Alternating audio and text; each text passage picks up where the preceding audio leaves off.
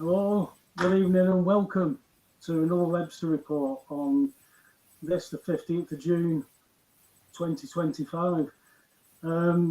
Sorry for the delay, yet more technical issues when we're at different ends of the country, but we're here now.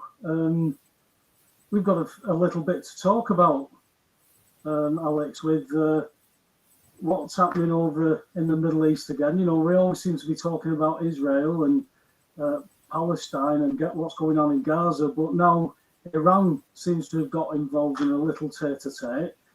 We've also got the assisted suicide bill that was put before Parliament. One of the doings, what they stand up and wave pieces of paper at each other and sound like they know what they're talking about. Yeah, there's some real subtle changes and some real major changes, but the chip is still open and football's still on, pal. So should we be now switching on to what is going on in these situations and trying to discern it, or do you think it's still going to be beyond most people's scope because they're that busy trying to pay bills, which it shouldn't do in a debt-based economy? What is it, mate? Well, it's the old chestnut about complexity.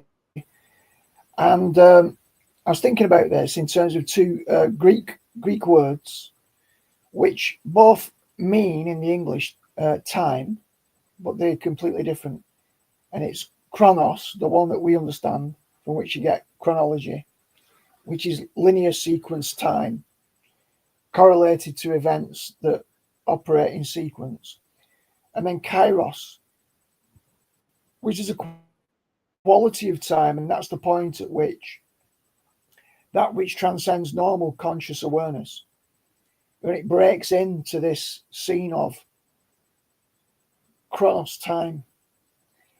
And it depends, really. Most of us live in, well, think about it. Watches, clocks, timing. Go to work at 9 on Monday morning, finish at 5 on Friday. Most of us are regulated in chronological time, and we understand life in that way as linear sequence. But things break in, and the question is, what breaks in? And generally, the thing about kairos is it can have a quality of shock or disruption. So when things are sort of ambling along in a certain fashion, we're well tuned into chronological sequencing because we kind of go, what comes next? Think about a number sequence. If you go like 1, 4, 7, 10, 13, 16, 19, it's another jump of 3 every time. So when we're looking at patterns, we tend to see that baseline, and that's predictable. Whereas with kairos, that which we weren't expecting a lot of the time is breaking in. Now, some of us are expecting that. We just don't know when, which reflects the quality of time. So for Christians, we understand that there's an idea of this return point of Jesus Christ. And like he said, nobody knows the hour, not even the Son, the Father. But we get little signs, little indicators, which are part of chronos time. The fig tree moment, the events, the earthquakes and famines in various places. So we usually tune in to those more visible manifestations because they fit within our normal number and pattern sequence. Your 1, 4, 7, 10, 13, 16, 19. And we kind of go, what's going to come next? 22, 25, 28. So when things work that way, we kind of switch off. And there's a certain amount of pattern to recognize there. But kairos is totally unexpected. So there are those people watching who are stuck, and I say stuck, completely in chronological time. They don't have a feel beyond that. They're not looking beyond chronological time. They are very this worldly, and they will bring everything back into that frame of the this worldly. Those of us who have a different frame, and not necessarily just Christian eschatological, but those with a spiritual bent, the New Agers, the other spiritual types, they'll also expect, but they'll tend to think that not something breaking in from outside and coming in, but they're ascending. But either way, a veil is being pierced. So when you look at mundane events, do you just see a mundane event, or do you see something more transcendent breaking in. Now, obviously, Taylor will come on later on, and he fulfills that role for us as our American correspondents, and he'll analyse some of the weave of the historical events, and we'll look at some of that. But when you look at historical analysis and that level of assessment, it can't really go beyond that veil, and it's not really interested in it. It's got its place, though, analysing those number sequences 1, 4, 7, 10, 13, 16, 19. It definitely shows us something. That's why Jesus, when he spoke these prophecies, didn't just speak in parable all the time. He didn't just speak in mystery. He didn't leave all the discernment down to us. There are little trails that we can follow. So there are clues. And I think it's interesting because we obviously understand that Israel was the beginning of a legacy promise that God gave to Abraham. And most people read that as ethnicity-based, ethno-nationalistic, geographical, spirituality, religious disputes over territory, Muslims, Jews, Christians. And then they understand this whole conflict as fundamentally around land rights and religious claims.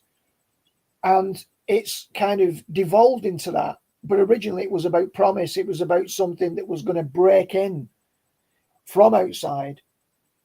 And the question then is, well, when? And in chronological time, we just see the battle, the conflict, King Kong meets Godzilla. But it looks like there's a time approaching of convergence where the veil is pierced and something else is going on deeper behind all of that. It's not just about political wranglings and whether a new Temple Mount is going to be built.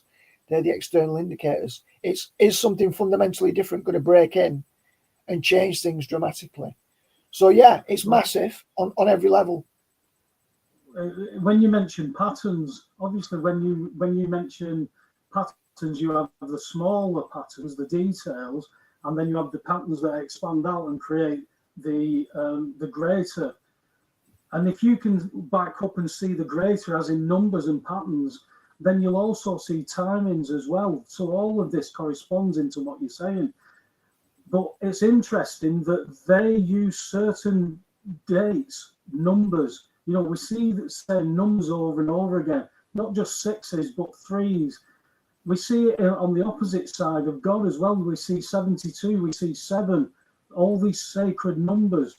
And these numbers form patterns. And it's a pattern that you get in. If you get into a certain frequency where you're tuned into a radio station and you've got it crystal clear, then you can stay there. But sometimes through no fault of your own, that you go back to that radio and it's off a little bit. You know, it might have skipped a few frequencies. So now you're getting the 2. So these patterns and numbers mean something. When they change the musical scale, the 440 hertz to the 432, that's right before we get popular music and rock music all coming in. All those lyrics, all flooded with drugs. And yeah, of course you can have sex with your neighbours and your mum and all that stuff. All of that started to get promoted there. And then you turn back and you're like, bloody hell, no wonder we're in the state that we're in. So all those patterns mean something. And these people who are pumping us this information and the wars and the rumours of wars, you know, you've got Bibi Netanyahu, whether it's somebody else in his mask, as Taylor will probably be able to, make that clearer. He's stating now that Iran said this, that they're going to do that, and the da-da-da. So they're building this up. The US said that they denied any part in it, and then when they were asked again, they said no comment. So it's like an, oh, yes, it is. Oh, no, it isn't moment. And, you know, it's, again, you see these patterns that of forming what is written in the Bible. And you'll have people like the rabbinic Jews, the people who live in the law, they know what the prophecies are. So are the prophecies happening, or are they being made to happen? Are they being played out? Whichever way it is, we know who is in control of both. So we have to take notice. We have to be able to see these patterns. And that means to have oil in your lamp. Are you looking for this? Am I going to come as a thief in the night? Because if you're not watching, then, you could get caught out here a bit. And, you feel like you're called to be a watchman, and you say, hey, I've seen all this stuff. I've been on my knees here after what these bastards have done all these times. And they're all corrupt, and everybody knows they're corrupt. But, it's, and you think, you can see how masses of people get marched down lines into communism, into socialism, into all these capacities, because the people that think and the ones that are weeded out first, they're attacked first. The ones who go and try and change things. We see it all over the news, don't we, of people who are being attacked for saying, whistleblowing and things like that. But we always talk about the Martin Niemöller, and that it's a game plan that's worked with them for millennia, isn't it? Yeah, it certainly is. So the question is, well, I suppose it's wisdom and discernment, like you were saying. We've got to keep some eye on the patterns that are unfolding in front of us, but we've also got to, as you say, cultivate an attitude of readiness. And it's not always clear. I think a lot of people get totally immersed in one or the other, and it's a difficult dance. My tendencies in recent times, obviously I noticed that Iran and Israel's kicking off, but I don't tend to be too concerned about the details, but that's just where I am at. Something's clearly happening. I mean, for me, one of the guide rails is Jesus talked about the level of persecution in the Great Tribulation. So unless those days had been shortened, there would have been nobody left on the face of the earth. But for the sake of the elect, those days are shortened. Well, things are bad, but they're not that bad yet. So we're entering into a period of tribulation, and he's not going to come as a thief in the night before that great tribulation to that extent. So there's definitely something is going to get worse, but we are approaching troublesome times. And when you see, I mean, obviously Iran and Israel have taken the opportunity that's been afforded to them with the tensions in the world. You've got China and Taiwan, you've got Russia, Ukraine, you have Pakistan, India. So I don't know, it's sort of who's pressing on these fault lines, who are the actors behind the scenes. It's not always that there's some grand conspirator saying we'll orchestrate it like this. Sometimes the natural forces just pan out in such a way that you don't need centralized planning. But it's just, I don't know, there's something in the ether. People pick up on it and they make hay while the sun shines. But regardless of what the human actors are, we've got to stay grounded and recognize that there definitely are patterns unfolding around the Holy Land. Well, one other way to look at it is, remember, Israel's already attacked Syria as well. They took the Golan Heights from Syria. That's the gateway where all the insurgency that now runs Syria built up, and they were funded, trained and armed by the West. So we've got a situation where Trump has backed Israel to try to allow Syria to be took over, but look at the regime that's took over. Now they've attacked Iran. Iran has attacked them back. So obviously they say game's on now. That's why Netanyahu, is coming out saying what he's saying, building this up. So the focus is on that there is something definitely going on over there. But there's so much going on, Alex. I mean, you're talking about absolute biblical eternity stuff that's going on there. But then you bring it back to the Houses of Parliament this week, where they're putting an assisted suicide bill through, and they're debating it. And you've got people who say, "Well, you know what? Remember Dave? He was really ill, and he was just existing, and all this." So it was comforting to help him do that. Once you make that normalised to do that, not worry about how David's got there, what we could have, it would have not all these interventions that were missed.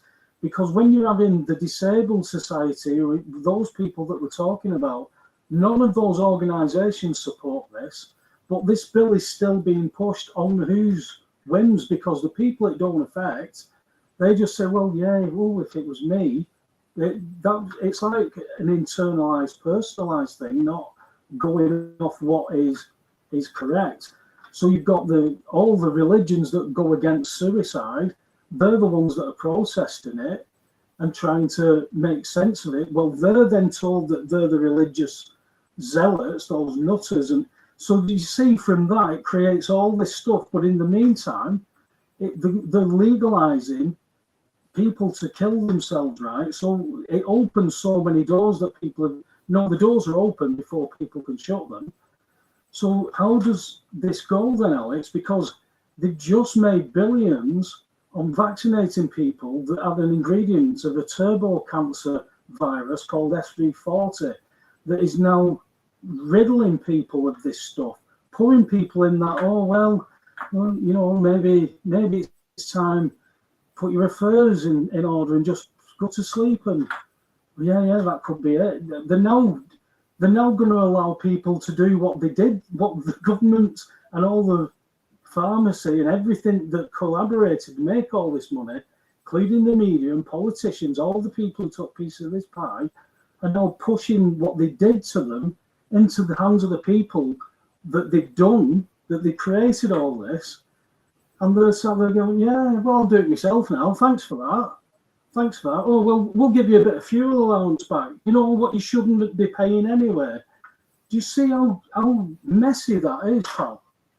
Yeah, well, for me, the thing about this is I draw my line because there's a difference between a culture of coercion and a culture in which the stupidity that's being peddled, people who've been trained to be stupid, let's just call them the useless eaters, who are facilitated by a lot of the useful idiots. They've bought into narrative. So I don't want to lack compassion, but ultimately, if you haven't really done your diligence, if you haven't looked, you're going to miss stuff. Now, if coercion comes along, that's a different kettle of fish. Persecution of those people who are savvy. I think there's a big line to discern there, because at the end of the day, we can't do much about the world as a construct. I mean, we're voices in the wilderness. We can say little bits here and there. We're trying to get people who are still receptive. It's like the signal. Imagine it's like a truth signal beaming out. And what's happening with the powers that be is they're trying to muffle that signal more and more, and it's getting squashed down. We're trying to amplify that which is muffled, and it's a bit of a struggle. Now, of course, if we don't help unmuffle the signal, it could be totally snuffed out. So we do play a role in helping to amplify the signal, but you still need a hearer. Jesus said, let those who have eyes to see, see. Let those who have ears to hear, hear. So, you can't multiply anything by zero and have anything other than zero. If there's no receptivity in them, if there's total blindness, it doesn't matter how much of a song and dance we make, how much we increase the volume. If they're deaf and blind, will still not be heard. So we're trying to germinate and catalyze a seed. But I think with persecution, when it gets to the level where they cross the line, the point was with vaccines, were they going to force them on people? That was a point of departure. If someone wants to voluntarily take a death cocktail because they're too stupid to do the diligence or too blind, I don't take pleasure in calling them stupid. Hang on. What if you really, really need to go on holiday, mate? Come on, you're not taking this serious, are you? Yeah. Well, again, that's about values, isn't it? What do you value? Now, of course, if all you've ever valued from being young, let's just say you were spoiled as a kid, and all you ever valued was your rally chopper bike that you talk about, Paul. But you got beyond that. I never had a rally chopper. I never had a rally chopper.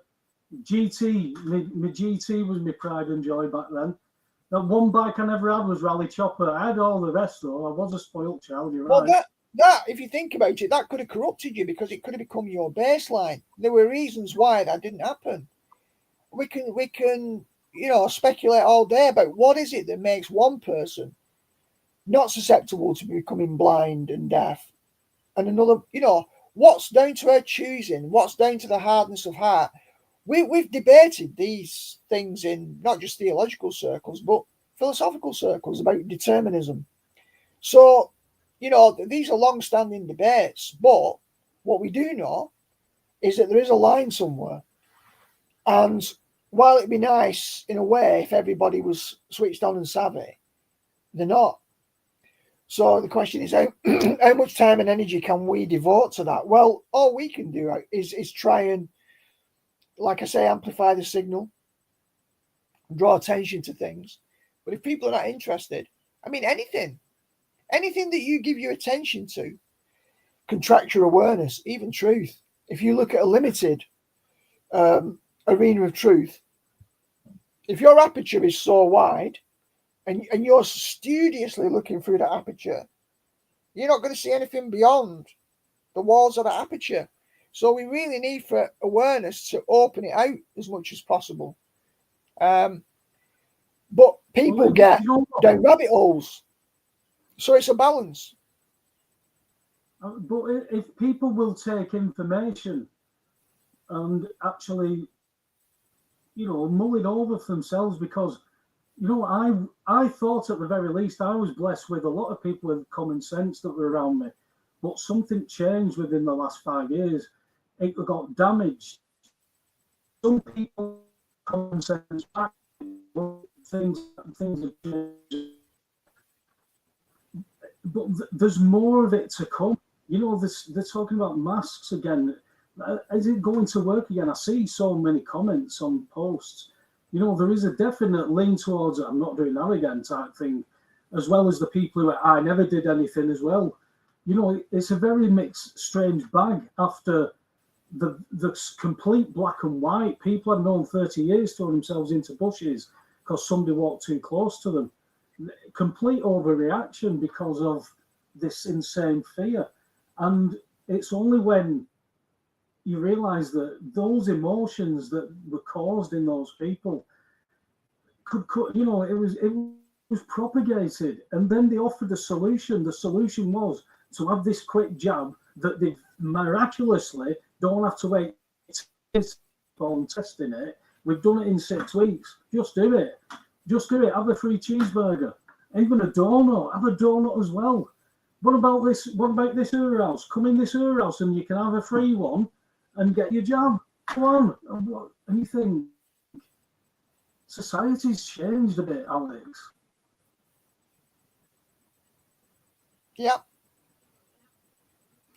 Well, again, how much do people want to engage with the issues? Do they want the spiritual frame of reference in their life, or do they not? Do they want to look beyond the veil? You see, anyone can get lost in the details. Look, Keir Starmer has done an about turn on the winter fuel payment, but now also on this inquiry. He wasn't going to have a national inquiry, so he's bowing to a lot of pressure. But why? Political expediency. At the end of the day, he wants to hold on to power. So, and nobody notices this. Hold on. He was resolutely against it, staunchly. But then because of some pressure that's going to cost him and the threat of Farage, he'll just completely reverse his position. Now, one of the things he used to say about Margaret Thatcher, whether you liked her or not, was she was the Iron Lady. This lady's not for turning. You never saw her changing her decisions just to suit. But obviously, Keir Starmer's a chameleon. He's a shapeshifter. So what else do we expect? He ultimately, he'll maintain his position until he knows the pressure's on. And if it's going to become compromising to his prospects, he'll just reverse policy. I just thought people don't think that that's, to his credit. Well, politics changed from the 80s into the 90s. You're talking about Thatcher there, that this wouldn't have happened. She would have done this, It wasn't in her time, that wasn't meant to happen. When she left office, her greatest achievement apparently was New Labour, which was Tony Blair. Tony Blair took us into another war. From that Labour Party carried on and took away all the gold that we had in the for the for the wealth of the nation and sold it for next to nothing for people that he obviously had investments in, because we now see that prime ministers are leaving the country and then becoming millionaires because they get all these jobs. Tony Blair decimates the country and then gets one of the top paid jobs and the highest up in Europe. People can't see that they're being bummed. Do you know what I mean? Or they're that used to it because it's normal. Everybody knows this goes on. Well, all you can do is show people the information. Those who have eyes will see, those who have ears will hear. Everybody knows there's something wrong. Why can't you see when voting doesn't work? Everybody does that, but you've got to vote for one or the other. Somebody's going to stab you in the face. Somebody's going to shoot you in the face. Which one do you think you'll survive for the longest in? Oh, well, the man on the right with the gun has a bit of a shake on it. He might not pull the trigger. He might do some good, though. He might just hurt me. So, you know, you've got all this debate, but you're still going to get injured. Now, is that Stockholm syndrome? Because we now love our abusers, and they're meant to work for us. So they, for instance, with the gas, water, and electric, they initiate contractors to look after the entire grid to make sure it's all working. Everybody's got their everything. For that, we'll take so much out of the taxes, and we'll do that. We'll manage it. But then we say that, oh, well, this government we employ have sold our stuff now. What do you mean you've sold it? Why am I paying more money when you've sold it? What's going on? So if you own a shop, Alex, and I come in and run it, and then one day you turn up and somebody throws you out your own shop because they bought it off me and I'm nowhere to be seen, somebody's going to pay for that, aren't they?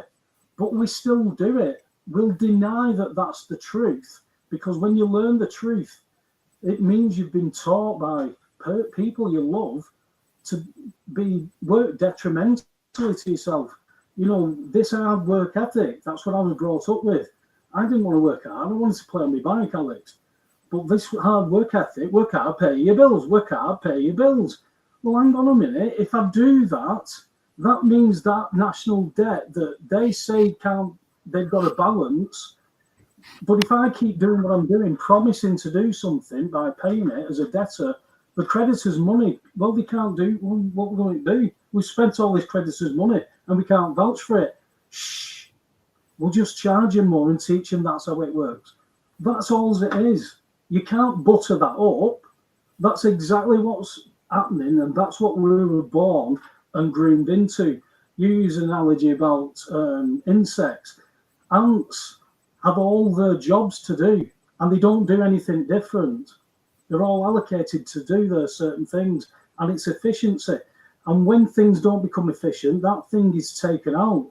You know, it's just killed, it's ate, or whatever, it's recycled. This is how farming works. If they've reduced our consciousness to non-thinking, just do this, but you've got all this expanse to bounce about in, then you might not care what's on the other side. It's like, you know, a bull that's been out free is now in a field. And the bull in the field says, why do you want to be free? Look how much room we've got. Sometimes we open that gate and we go in top one as well. You know, there's no arguing with that because that's all we've ever known.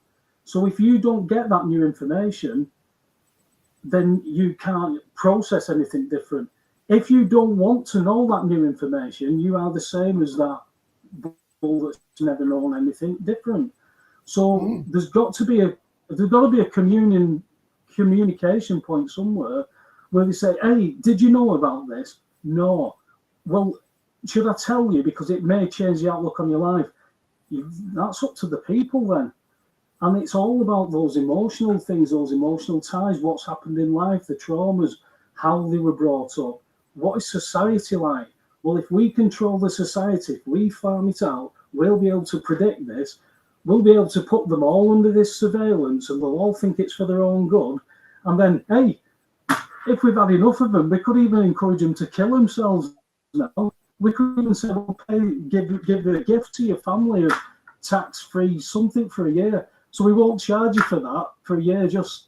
And where does it stop, Alex? You know, there's something massively missing from a society like that. It's like a parasite that just eats everything until there's nothing left. And then it turns on itself and eats itself to the point where there's nothing left. And if that doesn't describe what Satan wants to do to this entirety, take as many of God's creation with him, because when this world goes, that's what happens. There's no stopping this world doing that. And if you love that any part of that world that's going to make you stay in looking back, pillar of salt, you're gone. But there's a way to not do that. Just stop being so involved in the world. Get your focus off what makes everything work. You know, that holiday, that car, this, if that's all there is, and that's what makes you feel good, well, look at the people who've got all that, Alex. How many of them people say, yeah, I've got this, I've got that, but nobody ever asks them about happy. You know, and they, you know, it doesn't seem to make people happy the more they get. Well, I learned it on my level. I learned it by experience on my level. You know, I've spoken to people who've, you know, been, the girlfriend's left them, taken the child. It's the only good thing that they've done. They've been a gangster all their life. They've got 44 grand packed in cash in the wardrobe in a mansion with all these cars in the drive and all these motorbikes. And he's sat there on his own in his underpants thinking he should kill himself. Then he found God. So I had to be put on my knees, Alex, to see the difference, what this is, because I got lost in the washing machine of everything is corrupt and evil against me, and I've been taught to do this. And my parents taught me that. That's very confusing to learn when you're in your 40s and go, what do you do with that? So everything that I participated in, I've been doing it quite detrimentally to myself whilst thinking I'm doing the best for my family. And then when you find that information out and you take it to those people, what we were just mentioning, and say, look, you don't know about this. The ones that don't care are the ones that don't care, but the ones that attack you for showing it to them, you know, where does that stop? You know, in some regions, it would be child abuse. That's normal. And shouldn't you stop that? No, that's what we do. Well, that's ridiculous. Why would you keep doing something that is detrimental? Look, this is how societies have always felt. There's a history here. We go back to patterns. We can see when the patterns, the peaks. You know, the dark ages. You know, if we create a dark ages, we can start again. It's almost like editing, isn't it? Is there a gap there that we missed out on something? You know, because we see a lot of bloody good architecture made by Dave and two of his grandkids with a donkey and a spade, and it's massive, and these people have just moved over there. There's no way of making bricks, never mind quarrying. All these questions are there, but nobody bothers about that history because it doesn't matter to people that have been brought up in a newer society because it's always changed. That's why when you're breaking up the family, if you don't remember what your grandparents went through, great-grandparents, if you've not got a true history, it can be changed. And before long, you'll be programmed to do something else. And, oh, this is a new creation. Yeah, it's amazing. Just all, it all developed from nothing. You know, everything that's here, Alex, it all came from nothing. Well, how does that happen? Well, it don't matter. Well, you know, I think we've got to grow up, haven't we, and be able to have these conversations. I think one of the problems is, well, it's a key problem. The way people organise facts, you know, facts, I'll call them factoids, are pieces of information. But what connects facts together isn't just, you know, things like 2 + 2 = 4 in a logical sequence, because humans inhabit stories. So when I wrote my trilogy under my pseudonym and finished the first one in I've written a few, pal. But of the trilogy, I finished the first one in 2009, but didn't publish it till 2019. That was a long time in the making. And the follow-up only took me 6 weeks. It was a lot shorter. And then it took a few years until I did the third one, which was like proper novel length. So the 2 novellas and a novel. But the first one, The Wisdom Tree and the Dormouse, it definitely had Christian underpinnings, but I looked at all kinds of spiritualities, including esoteric stuff, correlated to nature. But the point was, I was trying to create a new mythology, and what a mythology is a set of relationships between characters. Because if you just look at raw details and facts, it's very clinical and sterile, and you can construe them in a number of different ways. But when you embed them in stories, similar to the way that Jesus told parables, you force people to reframe their entry point into the meaning of their own existence and everyone else's. So in The Wisdom Tree and the Dormouse, the first one, there's a book of wisdom sayings that get found by an uncle and a niece, and the niece is orphaned. That's why she's with her uncle. And they go on this wild camping journey, find a book of ancient wisdom sayings and work through all of them. And the very first chapter is all about self-protection, which you don't normally find in a normal wisdom tradition. I tackle more conventional topics of wisdom later on, but the foundation was self-protection. But right from the beginning, before that first chapter, I talked about how wisdom is like a house, and then you build on foundations. And we know that Jesus talks about the wise and foolish builders building on a solid foundation or sand, and his words were like a rock suitable for building. So what that shows you is everybody builds on something. Now, some people build in a very haphazard fashion, and not all residences are permanent, but we tend to look for stability. And you start with foundations, and then you build walls, and ultimately you build, gaps in those walls for doors and windows. And then obviously you build the floors, depending on how many there are, and then the roof to stop the elements coming in. You put a chimney into it. You build land around it, that you have a gate and a perimeter wall or fence, which separates you and your boundary from the world. So that wall or that gate or that boundary is a point from which you go back into yourself, into your sanctuary, then you go out into the world. And in order to be healthy, a person who never goes home and lives outside has got no base. A person who stays inside all the time and never goes out could be agoraphobic. So it's not a healthy life. Jesus talked in John 10 about going in and out and finding pasture, and he was the door or the gate through which you could move in and out. So these metaphors aren't just, I'll tell you what, I'll just tell a little metaphor today. That's cute. They're all ways of building and orientating ourselves in life. And if we don't have a personal mythology, if we don't have a story which grounds us, if we don't have foundations to build on and walls that provide security and a roof that provides protection, we don't have any base of operations. Now, I would argue that what's happened in our society is because we don't have these mythologies, or they're breaking down. We don't have containment, and therefore we don't have a base. Therefore, we can't go out into the world with any confidence because we don't have an orientating point. Like on a graph, when you did maths, you have the origin, the X and Y axis. You can plot things because you know what your coordinates are, where the origin is. Most people are rootless. They lack an origin point. And then they try and find it in identity. Oh, I'm LGBTQ+. Oh, I'm a transspecial. Oh, I'm this. Oh, I wear Nike trainers. Oh, I've got an identity. And an identity is just a construct. Yeah, it's a construct. But actually, I'm a substantial being. But what does that actually mean? When you erode religion, when you erode those foundations because of its problems, what anchors you? What makes you authentic? What's your reference point? How do you tell your story? How do you understand your story? How do you build your life? These are not trivial questions. But when you just look at data as a stream of information, how is that not going to be disorientating? You need a foundation. You need a starting point. You need to be able to orientate. And if you just got data willy-nilly crashing into other people's data in a stream of consciousness, you're going to lose your bearings. And when you lose religion and slag it off, which there's a good reason to slag a lot of it off, well, that was one of the traditional bearings. And then people went to Sunday school, and that's where you taught your kids moral values.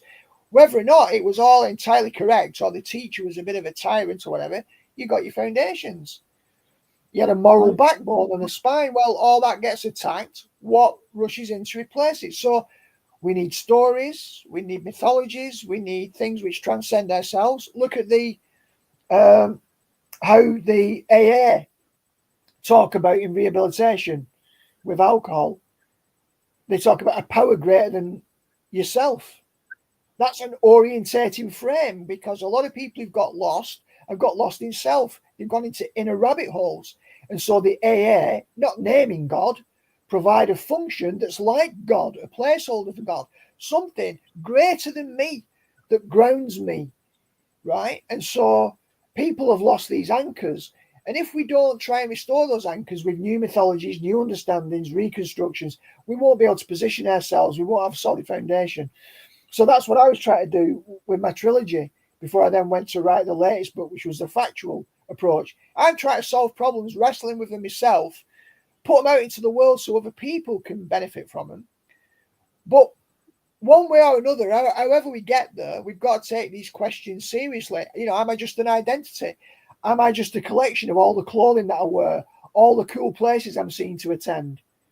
You know, or is there something deeper in authenticity? And if we just bypass those questions, then we're missing the core stuff. And then all the details about what's going on geopolitically, they're entirely secondary, because you're floating around on a massive ocean like a piece of flotsam and jetsam on an ocean wave you have no control over. So, you know, nation states need stories as well. Look at British identity. No strong national identity. This is why we're being overridden by people. And we don't have a culture. We don't defend a culture. We don't know what we stand for. We have identity loss. And then when you try and build one, people say, oh, look at these white British nationalists. They're all racist, because they don't want you building a strong identity in a culture. So our stories have got to be for ourselves, for our communities. We've got to have a sense of who we are, where we're going, what we're doing. Religion, Christianity, faith provides an end point of where we're going, but a point saying now, Kairos, heaven can break in now if you accept God's remedy to this problem of sin. So that's one take that Christians say. The eschaton has broken in. God entered into his creation. What are we going to do about that? It's got to be brought, though, Alex, because if they can't see how broken this is, they don't look. And it tends not to, people don't tend to get to that broken state until they're put under so much pressure where, you know, I don't want to be here anymore type thing.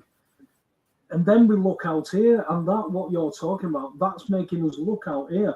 Alcoholics Anonymous, look out here for that support. And I'm not saying don't go for this support, but it's linking everything that's to the world. And if something in this world, I've been there where something saved me in this world, I'm not going to let go of that. But when that's starting to be took away from you, and you're starting to experience all different kinds of things, you're not drinking anymore, but now there's all these other types of traumas. What's the first thing you go back to? It's happened with me. The first thing I went back to is drink. So to rely on the stuff in the world, it's something that I can't. You know, I've been under the strain the last few weeks. We had a good conversation about it last week. I'll tell you more about it when I see you. But the stuff that's changed, the realizations. And you'll understand that it's only when you're on your own and you're being broken and you're still looking to ways to move forward, and you don't want to go back to what your old ways were because they were just mechanisms. You needed to actually start to get better, but things move slowly. You know, you get like, before you start any kind of therapy, you'll get an assessment that'll take up to an hour, but then it's going to be weeks before you start again. So what do you do in between? You don't want to be going back to the old stuff, so you're looking for the new stuff. Now, if you can imagine that somebody's going through that and they're still been working, they're still trying to provide, and, you know, all this stuff causes arguments, and sometimes you don't want to leave the house. You know, I knew somebody once that once they'd gone to past a certain point going to work, they knew that day they weren't going to do any harm to themselves, because they'd already planned where to take the car off the road. And once they'd gone past that bit, they knew today was going to be fine. You imagine that mental state, that state of emotion, constant, and then your apple cart gets upset. You know, do you run after that apple, these apples? What do you do first? And then you just sit down and watch your apples roll away. And that's where life is now being directed through a lot of into cul-de-sacs. You mentioned the Brits who were protesting because they understand there's a danger going on, whether it's deliberate or not, which we can see government policies are actually encouraging this absolute division. But all the culture's changed. Everything's been being changed. Now, if we went into other countries and did that, it was called colonialism, wasn't it, Alex? Where we went and said, no, you'll do it this way and this way and this way. Now, it's when it happens this way, you don't know who's coming in. I know people who left regimes what these people have come from because they wanted to live in a better world where it wasn't under oppression and this, that, and the other. Now this is being changed deliberately by policy through Europe and into our country. In America, you're talking about Brits being harassed for waving the English flag. In California, they're waving the Mexican flag. People who don't speak a word of English are saying, leave these people here in California, viva la Mexico. Well, go back to Mexico. Oh, no, I can't go back there. It's horrible there. But the waving their flags now, we can see people are being paid for this. There's always been an agenda, hasn't there? We've had it with Antifa and Black Lives Matter. We found that this monetary source was being pumped into all different accounts. Remember when there was stacks of bricks conveniently left in protest areas, Alex? Hey, see them bricks there? What would you like to do with them? I'd love to put it through that window and nick all that stuff. Well, why don't you? You know, it was all this propaganda, and people are, oh, no, it isn't. Oh, yes, it is. And you see the play. And it's only when you start to tell people what, you know, it's like being sat in the cinema telling people what's going to happen next. They don't want to know.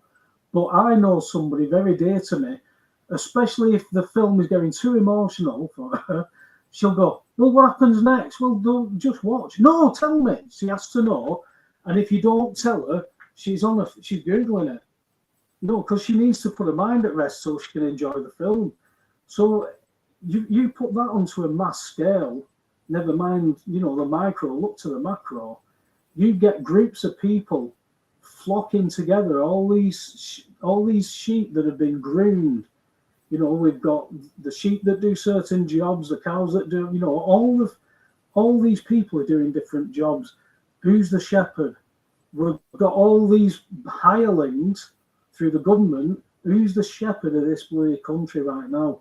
This country's in a state that it's the worst state we're heading into in my existence, considering throughout my existence, all the adults in my life were always moaning about what the government was doing about inflation and stuff like that.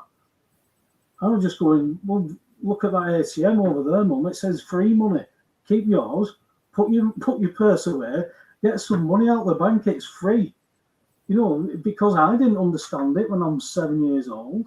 So you're thinking, if I thought that was true because my parents said this is it, well, that means my mum and my dad were taught to build in the desert as well, Alex. So, especially back in the days, families always seem to say, oh, hey, there's an house up near us. Oh, we'll move in. So now Uncle Dave lives round the corner. Then Auntie Eileen's going to move in. And my nana's only up the street. So everybody's building on sand. Unless somebody comes along and says, hey, we need to build this on a better foundation. Let's move away the sand and build it. When we've seen that happen, so that's it. We've seen society, We've seen societies thrive.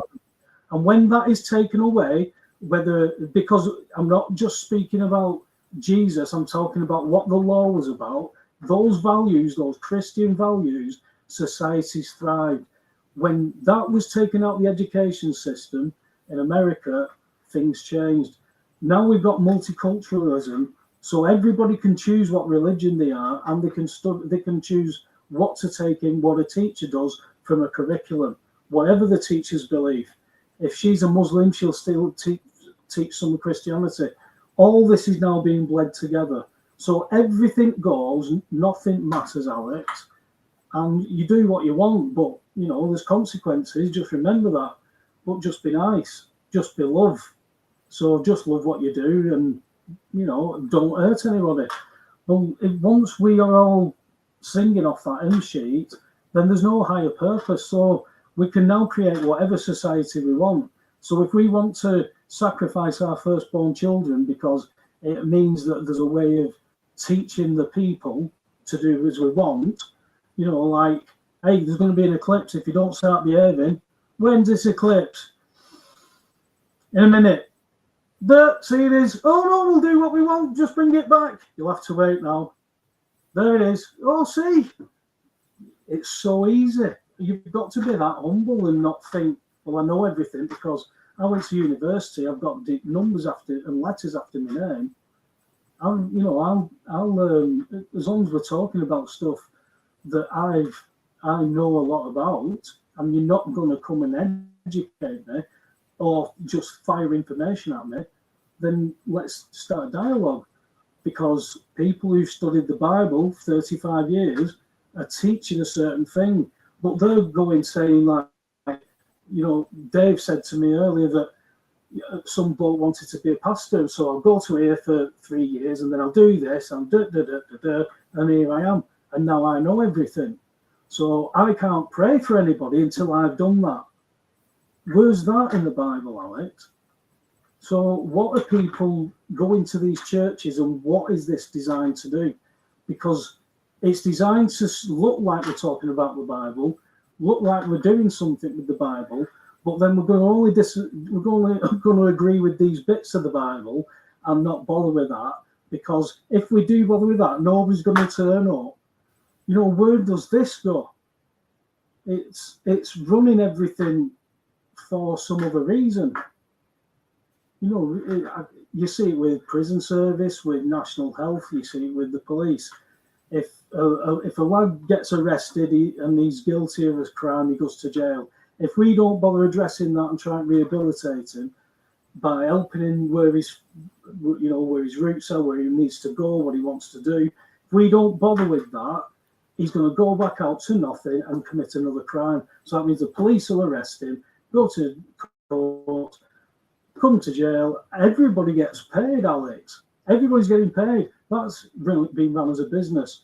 If we're talking about a business plan, which we always do with all these corporations, what's the business plan? Well, this is your budget. Oof, we'll have to cut that off there, cut that off there. Ta-da! What's that? It's a bag of crap. Yeah, but it's the best bag of crap that you'll get for that price. Oh, well, it doesn't work. Well, repackage that and sell it to the prison service for so many. Which cups it under, Alex? So if we run a business for profit that comes to us, when it fails, it's their fault, it's somebody else's fault, it's all this, we can create enough smoke and mirrors and keep control and keep generating a business. So then if the National Health don't cure patients, because if they do, that's a customer lost. If we then put them on some meds that have side effects that need meds and we can make more money. And then at the end of the day, they can kill themselves if they like. And you think, who's thinking of these business plans? Why don't we stop all that? Oh, well, there'll be no money. Yeah, but then we could make people's lives better. Yeah, but there'll be no money in that. Do you see where it goes? It's completely dark what the society we're in, mate. Yeah, well, the thing is, again, I mean, the Jews, even when they were in Egypt and they were descendants of Abraham, Isaac, and Jacob, they were still really a bunch of tribes with no coherent identity. It was only after the Exodus where they developed a coherent sense of what would later become a fully established nation-state identity that you see now massively under dispute, you know, like 3,500 years later, nearly, probably about 3,300 years later. So they were a nation in formation. And in that sense, they weren't occupied, they were enslaved. But when they became a fully established and fully fledged nation, and they had their own land, and that promise had been established. Then ultimately you had Roman occupation, but not before. There hadn't been other occupiers, which was dramatized as a religious history of their unfaithfulness to God. They got deported to Babylon. They got exiled. They were under these covenant relationships with greater powers instead of trusting in God. But if you just take Egypt, when they weren't very well developed and they didn't have a nation state identity, and then you go to first century Palestine and Roman occupation, where they are an established race, company, religious people, they've been occupied by a foreign power. The bottom line is, all of that has got political implications. In the first one, they were enslaved, and in the second one, they were occupied. So that's the crossover point with us, because we, in this world that we're talking about, have a similar sort of relationship to political powers that often make decisions that are totally outside of our control. And even though we appear to have democratic structures where, at least in theory, you can vote once every 5 years, we're still relatively disenfranchised, very little relative power, with a priestly class of politicians that make a lot of decisions. And ultimately, we have very little influence over that. So when you then look at Jesus turning up, and I talked about a kairos moment rather than a chronos moment, chronology, going from those humble beginnings in Egypt where they weren't a fully established nation state, 1200, 1300 years later, they are occupied by Rome in chronological sequence. A lot of things have happened. But at this point, apart from the prophets breaking in with messages from God, God himself breaks in. And then all these people, whether they be lepers, whether they be people who are, the rich young ruler, or people with other, paralysis, or demon possessed, disenfranchised, these people are oppressed in the same political conditions that we are. Quality of life indicators were different, but generally speaking, life has, in most communities, carried on, more developed today, but we have more or less the same pressures. All of a sudden, this God enters in a kairos moment into chronos, and he's walking around, and he's encountering these individual stories. Now, we've all got an individual story within the big collective political and cultural picture, but in the Gospels, each encounter with Jesus was potentially radically transformative. He also challenged not just individuals, but political structures, went into synagogues. So there's a total life wherein, if you encounter this God moments where he has entered into his creation and is confronting you, this is the potential point of decision and transformation. That doesn't make all your political problems go away. People go up to Jesus and say, should we pay taxes to Caesar? And he says, go and get this fish or whatever, here's a coin. Yeah, and so whose inscription is it? So he still has to tackle those issues, and he tackles them with craft and guile. So the issues have not gone away. He doesn't have a magic wand that says these issues have gone away, because if he had, he wouldn't have got crucified. But that was part of the script as well. So there's something that enters in, but it doesn't elevate us straight away. We're still walking a dusty path with challenges, persecution. But when you're confronted by God stepping in and encountering you, he issues a call to your soul, to your life. Like he said to Lazarus, who was dead 4 days, Lazarus, come forth. He issues a call to your individual life. Now, that doesn't change everything, but it changes something fundamental. You've moved out of chronos, which is temporal time, and potentially into kairos, into eternal time, which intersects with this time. So what we have to focus on, or decide to focus on, is, are we just going to look at chronological events? They're still relevant. You still have to pay your taxes, like Jesus said, but it's about a different set of priorities. Render to Caesar what is Caesar's, and render to God what is God's. So it's, where's your allegiance? We still walk in this world. We still get tainted clothing. We're still impacted by it. We still suffer. But are we going to set that up as some sort of altar and say, yeah, my life? Or are we going to go on the transformative path? And ultimately, culture is something that we participate in. So if we have had an encounter with Jesus that transforms us, we can become his agents in culture, trying to bring about change rather than being conformed to the culture. So it's a cosmic battle. It's an intersection point between this eternal moment entering into chronological time, and those people who've been touched by that. It doesn't make that the troubles go away, but it gives them a different reference point by which to view it, and a different vantage point from which to live, a different set of foundations upon which you can build. And if we don't build from those foundations, we are going to be buffeted by every sort of political movement, new policy of Kia.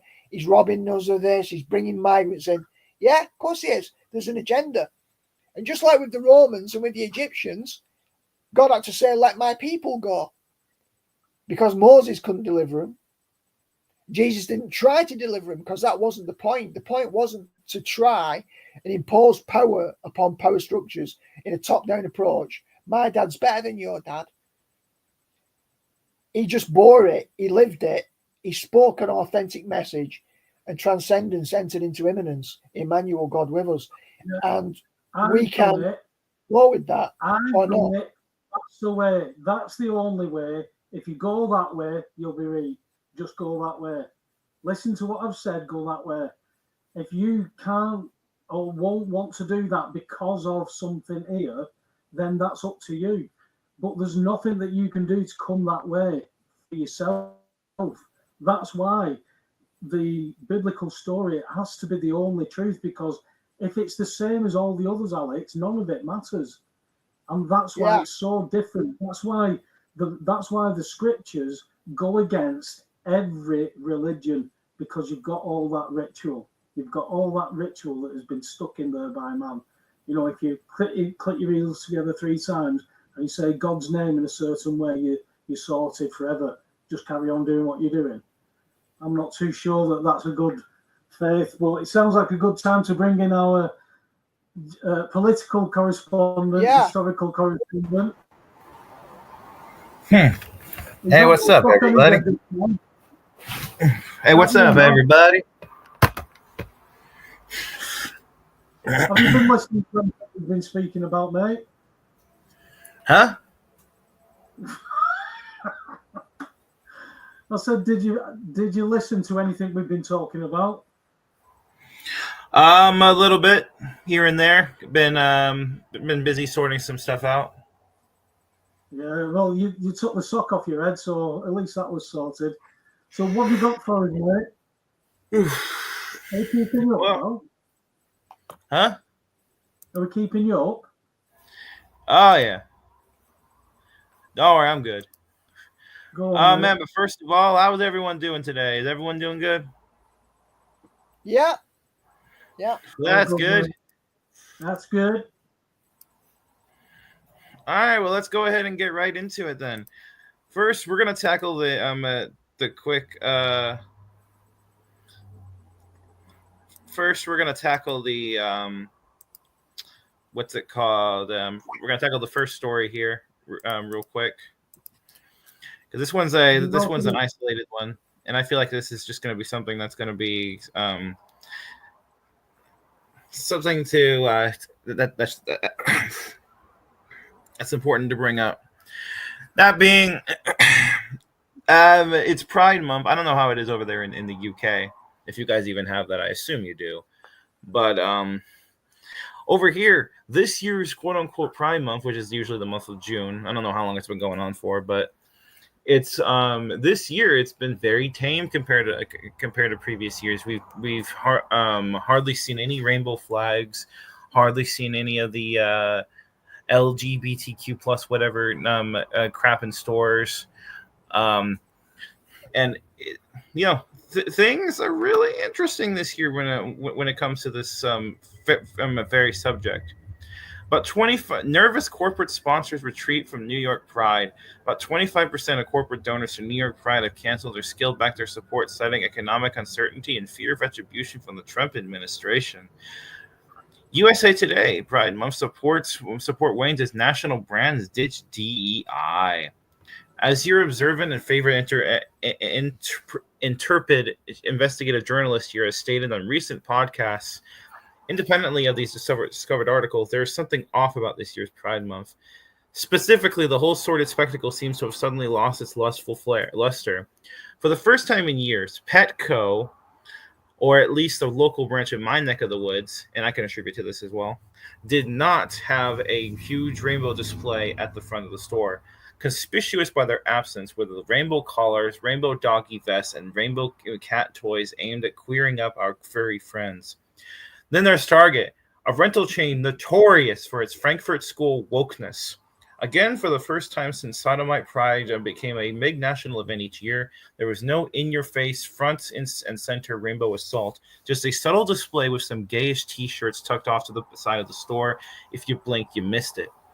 A trip to the local ShopRite, I'm not even gonna lie, I don't even know what that store is, which used to hang a huge fag flag from its entrance ceiling each June, reveal that this major food retailing chain has also gone straight this year. Oh, there's no doubt about this one, boys and girls. Someone is de-queering the month of June. Ironically, it has to do with the letter Q. In support of personal observations comes this Q New York Slimes article in which we learn, quote, roughly 1/4 of the corporate donors to New York City's annual Pride festivals have either canceled or scaled back their support this year, citing economic uncertainty and fear that the Trump administration could punish corporations if viewed as some supporting a celebration of gay and transgender rights. Almost all the big donors to last year's celebration have pulled back, and the retreat has been seen at all levels of sponsorship, according to a spokesman for Heritage or Pride, which produces the events, end quote. Winning. It is not only the fear of righteous Commander Trump that is at play here. An equally significant factor is the Q operations killing off of the ESG, Environmental Social Governance, investment extortion scheme by which giants such as BlackRock, Vanguard, and State Street were able to compel publicly traded corporations into becoming woke on issues such as the climate con, the COVID con, Black Lives Matter, and homosexuality/tranny. Companies failing to manifest the required correct behavior, quote unquote, meaning donating to Marxist causes, promoting libertardism, corrupting their internal workplace culture, etc., would see their stocks blackballed from the massive funds of the mega houses linked to the World Economic Forum. But BlackRock's Larry Fink himself, or maybe it was quote unquote Larry Fink, who knows, announced a few months ago that ESG was ending. Can you say Executive Order 13818? The beauty of that order, signed by the commander in 2018, that's Trump, gave Q the ability to commandeer the companies and confiscate the funds of any entities engaged in extreme corruption or human trafficking. This is why Pride Demons has weakened so quickly. And once all the child sex trafficking filth is revealed to the public, no one will want to be caught dead flying a fag flag next year. It's good to see that the plan evidently has a moral, cultural rebuilding element to it. And Well, you know, it's really so they no. funding. You know, that's really what it comes down to when it comes to this nonsense woke agenda, is that it really came from the ESG, from companies like BlackRock and all of them, where essentially all these companies, let's take for example, when the Black Lives Matter movement happened back in the summer of love in 2020, you had all of these corporations, some of which have nothing to do with politics or anything, suddenly going online and expressing their quote unquote love for BLM and, you know, the fight against racism and police brutality. Well, the thing is that many of these corporations, I would even say the vast majority of them, don't actually support these things. But the thing is that if you don't follow the agenda, you're not going to get your paycheck, and your company is most likely going to go under. Or if you're a big corporation like Target or Walmart, you're going to have a much harder time being able to keep your to keep your upstock and keep your prominence throughout the industry. Because that ESG crap was just killing corporations. And this crap goes all the way back really to the it goes back to 1920s, 30 Germany, with the Frankfurt School, when these people were kicked out of Germany by Hitler when he came to power. These Marxists came over to Columbia University, which is the teachers union. They took over the colleges and they spread their agenda out.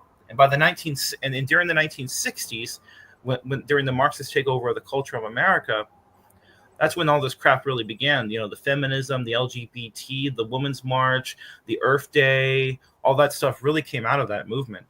And it all culminated over the years to this, where corporations, big and small, were having to invest in promoting LGBT, otherwise they lose their funding.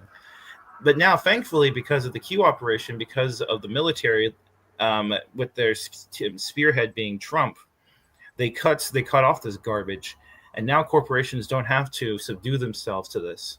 Obviously, a few still will, just because they're headed by bad actors that really should be replaced. But regardless, the majority of it really has just disappeared off of the scene. And give it a few years, and I guarantee that this LGBT nonsense fad will have just gone away for the most part, and we'll go back to the fringe of society where it belongs. So there's that. Any thoughts on it? Yeah. So what I would say is, if you listen to the narrative of Jordan Peterson, who I've written a chapter on Jordan Peterson in the book Jordan Peterson Critical Responses. One of the points it's a chapter, pal, that one. So basically, Peterson's view I broadly endorse, but even he talks about the Frankfurt School in a particular way, which is a bit of it's a caricature of what the Frankfurt School was about, because it started probably about 1937, 1938 with a guy called Max Horkheimer, who wrote an article called Traditional Theory and Critical Theory. And it basically did have overlaps with Marxism, because Marx's labour theory of value got refuted. So he was writing Das Kapital, Volume 3. And he basically decided that his economic labour theory of value was defunct. It had been refuted. Now, what Marx had done, he'd also talked about the alienation of the workers. So it wasn't just an economic theory. He was also talking about the conditions of early industrial society, where workers, Adam Smith's basic theory of economics was that you specialise, functional specialisation, division of labour, and you would take a factory production line. So the factory owner would buy the factory, he'd use his capital, and then he would benefit from it. And what he would do, he would get the worker, you'd specialise, and you would break everything down into nuts, bolts, screws. You'd have people working on assembly lines, just working with washers, nuts, and screws. And it became very efficient because you reduced the worker to a single task, which today would be automated. And so, like putting cherries on tops of cakes, and what we call cherry bakers over here, and they'd come along the conveyor belt, and a human would just put cherry on top of cake, on top of cake, on top of cake. And what Marx was able to see, and it wasn't difficult to see when you think about it, was that this was highly impoverishing of human labour. It reduced the human ability to be creative and operate on diverse levels. It reduced it to simple repetitive tasks. So Marx talked about the alienation of the worker from their work. So he didn't just have economic theories, he had strong kind of psychosocial theories that looked at the structure of work itself, the impact on the psyche of the individual. Now, what happened in the Frankfurt School was there was a recognition that unreconstructed Marxism had failed, because Marx himself realized it had failed economically. And in critical theory, the position was, we can't just have traditional theories, because traditional theories were not self-critical, which meant that they had flaws in them. So critical theory was all about being critical of your own practice.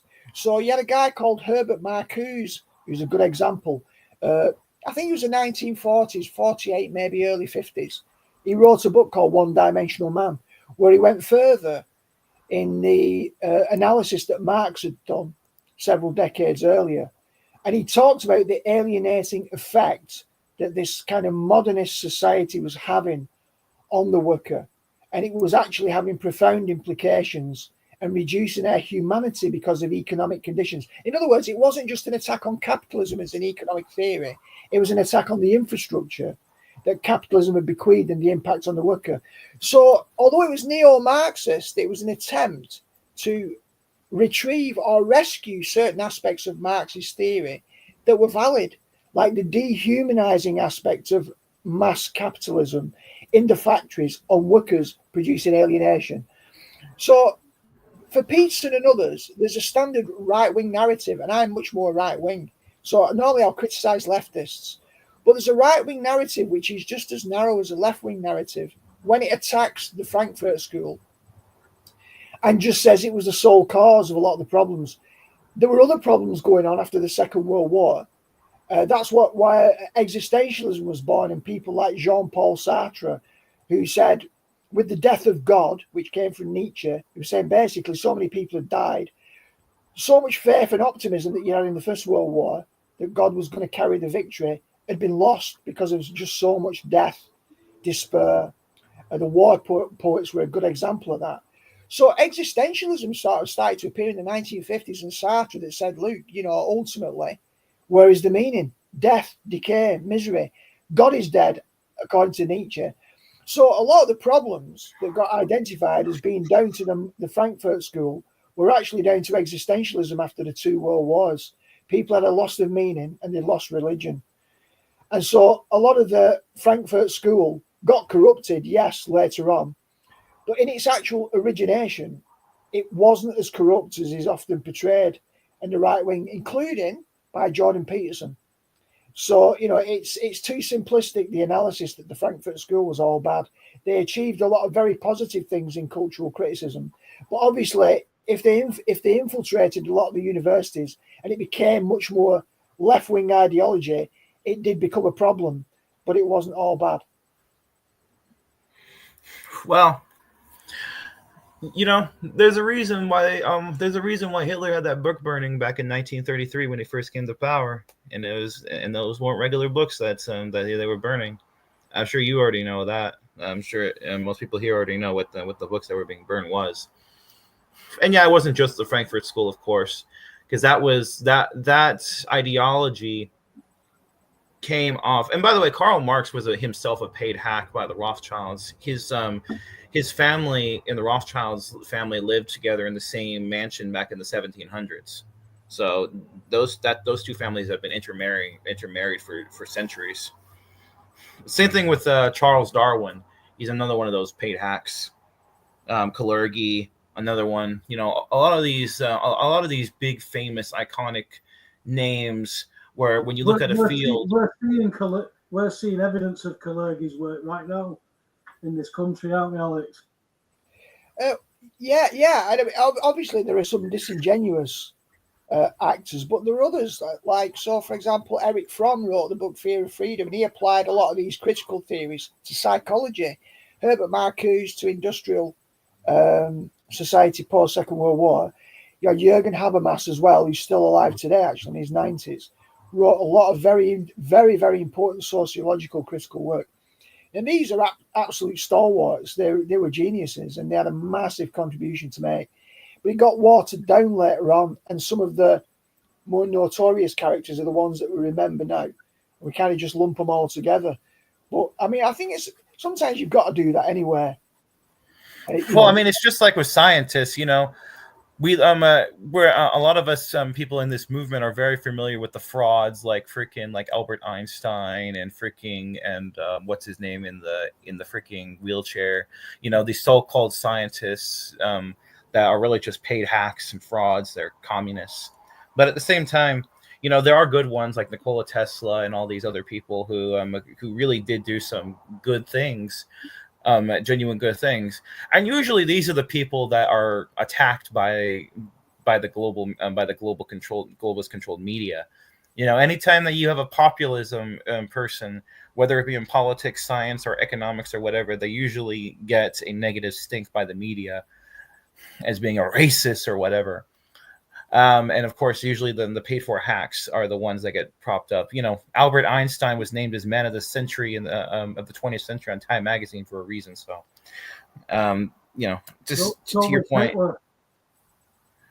that's a whole different thing. But it really is. That's a whole different thing. That was a smear piece. He was on Time magazine twice, I believe. Hitler. 1938. He was your You're working Yeah. That was a smear piece. That was because back then Time Magazine wasn't necessarily about putting up only leftist figures on the top. They would just put whoever was the newsmaker of the year back then. And back then, obviously, Hitler was the man of the newsmaker, but it was a smear piece. You should actually read what the magazine, what the article actually says about him, and you'll see exactly. And compare that to their glorification of Stalin, calling him Papa Joe just a few years later after Pearl Harbor. And you see that, and you see the big difference. So it's not always cut and dry. But anyway, so the point is that like now that this LGBT agenda is gone, that's another thing that's been heavily attacked, just like the climate change hoax was heavily attacked by the military. Wasn't that a Marxist part of the agenda? Was to promote all this, all the LGBTQ, give it all this funding. We've seen many comedians talk about. There's people who, you get the 4th of July, Independence Day, all that one day, but the gays get it for a month. And now, that's not the only one too. There's also the.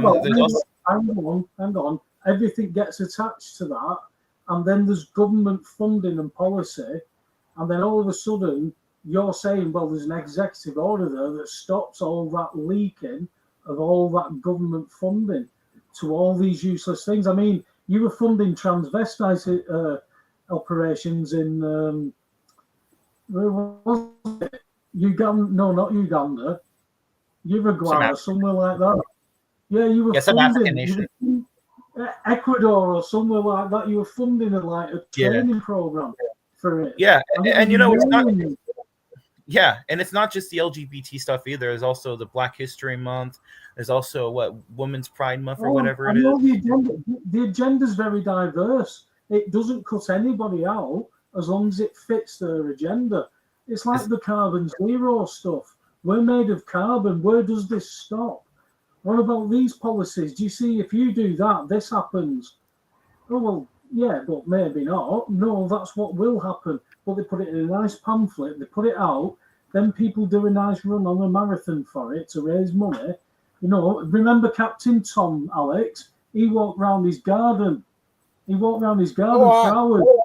30 million that he gave NHS, which was pure profit, because they just had 13.4 billion debt wiped out in 2020, right before COVID, where they shut everything down. So they cleared the debts, shut everything down, and got 30 million for it. Wow. And then people went and had jobs to go on holiday, not knowing what these ingredients are.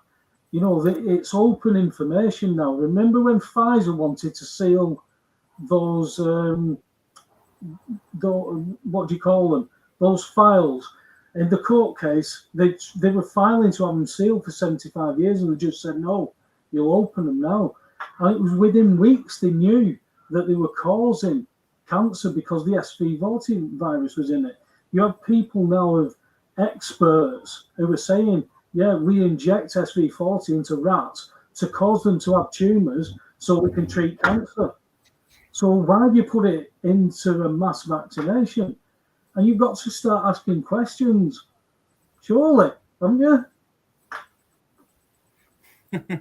Well, the agenda is, or should I say was, to promote anything that was abnormal, to promote any group that wasn't a white heterosexual European, essentially. Was it part of the US? Was it part of that? What Rich did? Yeah, the USA exactly. Oh yeah, exactly. Executive Order 13818. It covers everything, anything that has to do with human rights abuses or mass corruption, and obviously, that whole gay pride march stuff is also mass corruption. And the Dodge stuff has helped even more with that. So you got that. Things are really looking good. On the surface, obviously, if you pay attention to the headlines, everything looks all bad and all that.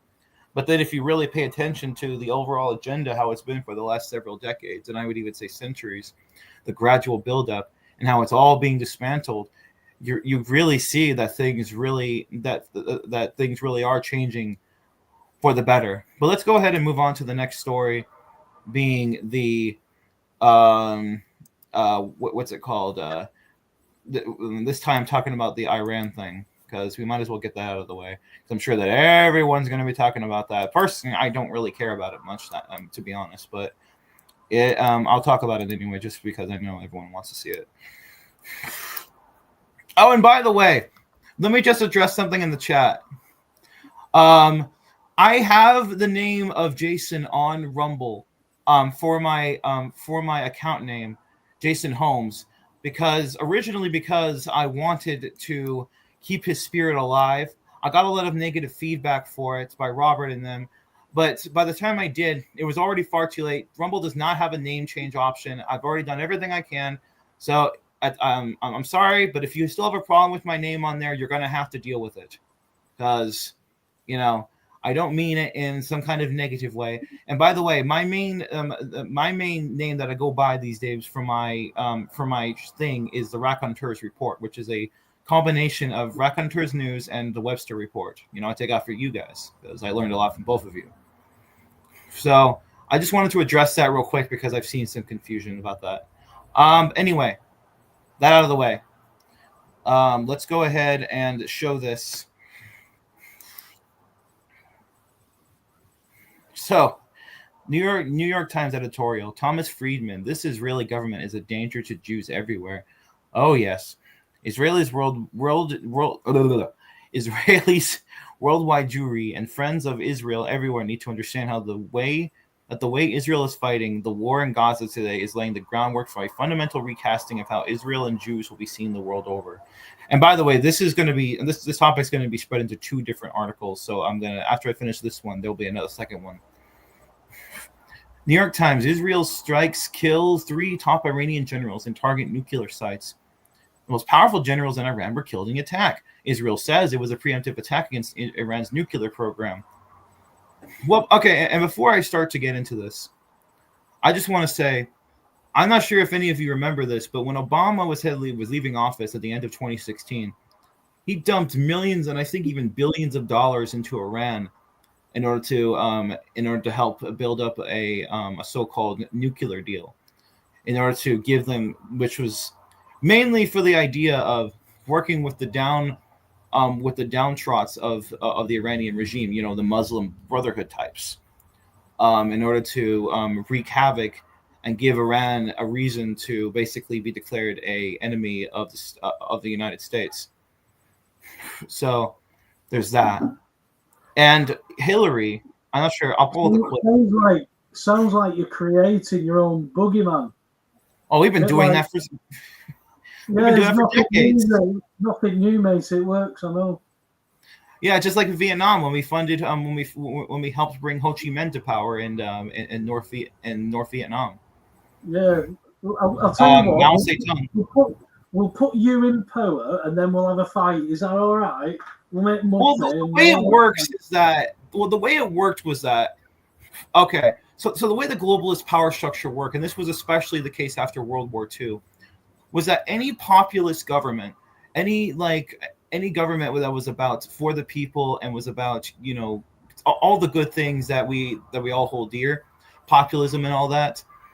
The cabal's number one goal, whether they be the Zionists or the globalists, was to get rid of all of those governments throughout the world and replace them with communists, because the thing is that while they weren't in complete control of the communists, their agenda was to get rid of all populist governments, all nationalist governments all throughout the world.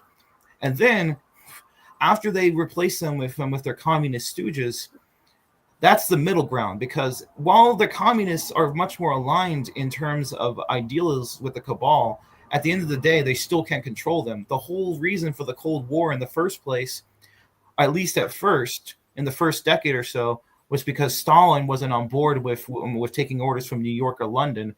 He was on board with world government, but it wasn't. But he wanted Moscow to be the head of it, not London or New York. So they got into a bit of a rivalry, like a rival between 2 gangs, so to speak.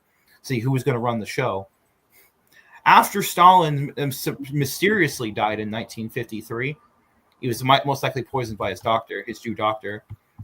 The communists, Khrushchev and them from then on, they wanted to have peace with the U.S., and that's what we were almost ready to do in 1959 when Francis Gary Powers got shot down. Thanks to the CIA and all these other clowns, Alan Dulles and all them, which called off the meeting, the summit. And, obviously it just led from there. But anyway, my point is that that's, they bring the communists to power in places like China or Eastern Europe in order to get rid of all the populist and nationalist governments. And then they would work to undermine the communists from then on, because the communists weren't going to take orders from the West. And also the communists, as bad as that system was, no matter who was under Stalin, Khrushchev, Lenin, whatever, they, no matter how bad it was, and it was, they did not approve of this LGBT multiculturalism garbage.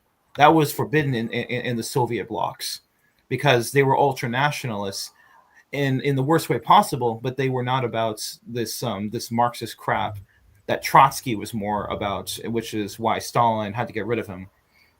But anyway, so that's really the thing happened in Iran with the Shah, who we then overthrew in '79, et cetera, et cetera. I just wanted to throw out that little bit of pretense for everyone to know.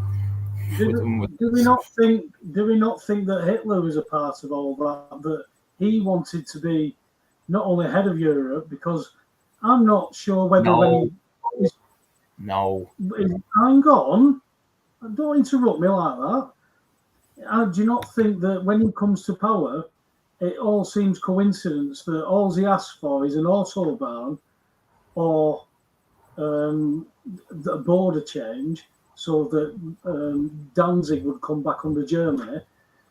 That's all he asked for. Then the Blitzkrieg come, and then he didn't want any more. So he wasn't trying to take over Europe. So when you see that communism and socialism were then put against each other, which socialism always leads to communism, we don't normally try and separate them because they are what they are. That's what. Well, there are different brands to communism as well. There's different brands to communism. It's not all just one thing as well. Just like how National Socialism has more than one thing, whether it be Hitler, Franco, Mussolini, etc., etc. But it leads to the same ends. It's all about the same policies. It's just a step ladder. We've got, if you look at the planks of communism, look at what's in place in all around Europe. The planks are almost complete, but they're not under communism. They're under all guises. Well, that's what I'm saying. You've got the same funding. So London has always been the funders, and you've got two of the same people arguing with each other. So they can't ever stand. That's why when you've got the Americans getting involved, you've got people with two completely different theoses. You've got, we're in the land of the free, and you've got, you'll do as you're told. Whereas you've got, you'll do as you're told, you'd say you'll do as you're told against each other in Europe. And then you've got the Swiss who'll say, we have no bother, but we'll keep some of your gold. Then you've got everybody else who are arguing, which side are you on? Well, I want to be free. Well, you've got to go with the Americans. Causes division at home. All these policies are exactly what you're talking about, Taylor, and all of the players are participating in that. So when you separate Trump as being this bright light of above all the others, everybody's heard this before. You've got to understand that. I'm not having a pop, but you've got to understand, to get so enthusiastic, you've got to see, what else does it mean? I can see all the good stuff you're pointing out, believe me, after what you've been through and what's going on at the minute, Taylor. But as I've said before, people will accept anything unless they're open to what is coming. And I'm not sure that many people have got it's got the attention of many people yet. That's why we have you on. Fair enough, understandable. Anyway, let me go ahead and continue with what I was saying. I got a little bit off track. So, Why Not Production switches scenes from the fake. God dang it! I hate when flies fly around me in my room. It's so annoying. But switches scenes from the fake domestic insurrection plots back to the Middle East for yet another wag the dog fake war pitting the unpopular aggressor Israel against Iran. I know, but Mike, did you see the pictures? Not everything is fake. Top Iranian commanders and nuclear scientists were taken out by Israel's attack. Yeah, sure they were. Just like Ashley Babbitt on January 6, 2021, and Corey Comparator at the Butler, Pennsylvania 2024, quote-unquote, assassination attempt on Trump. First of all, the real shitty little state, and I do mean little, would never take on a powerful state such as Iran, which is allied with Russia and China all by itself. No, that's what the United States is for. Does anyone not belonging to the crazed black pill cult really believe that peacemaker Trump would ever take us to war on Israel's behalf? Of course not. For that reason alone, this attack by the SLS makes no sense at all. It is as fake and as senseless as the so-called genocide in Gaza. Secondly, we must ask, who would possibly have given the order for such a serious attack with World War III implications? Bibi Netanyahu, you say? Correct. The problem is, Netanyahu is no longer alive. Like Biden, Hillary, Kamala, Pelosi, Newsom, Obongo, Macron, Gates, et al., the character walking around as Bibi was dealt with a long time ago as punishment for his role in the attacks of 9/11. How are we to infer such a thing with certainty? Because Bibi met with quote-unquote Biden on several occasions in a fake White House set.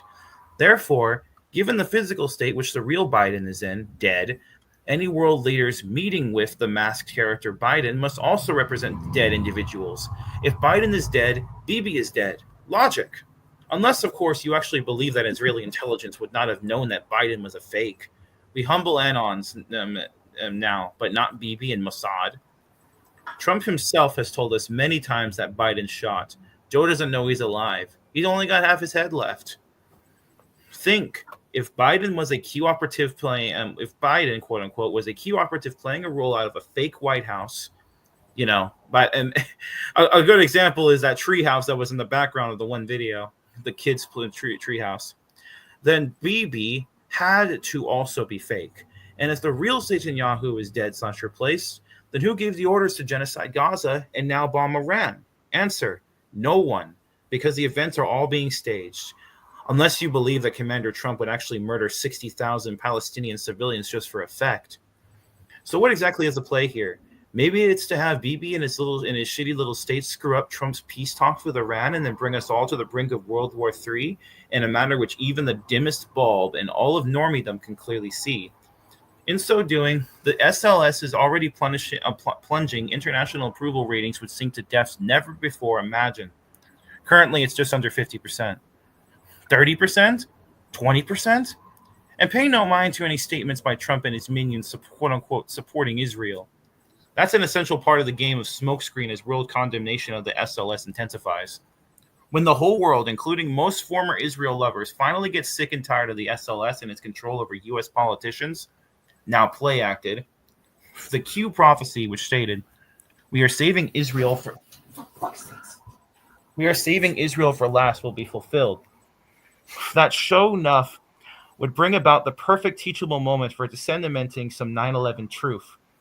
Iran has already promised a severe response, quote-unquote. Let's see what happens with these converging scary storylines of Wag the Insurrection and Wag the World War III. Load up on the popcorn. We are saving Israel for last, very specific reason not mentioned a single time. Q. Trump blasts Netanyahu for disloyalty. Fuck him. Quote. Axios headline, FBB, and indeed he did.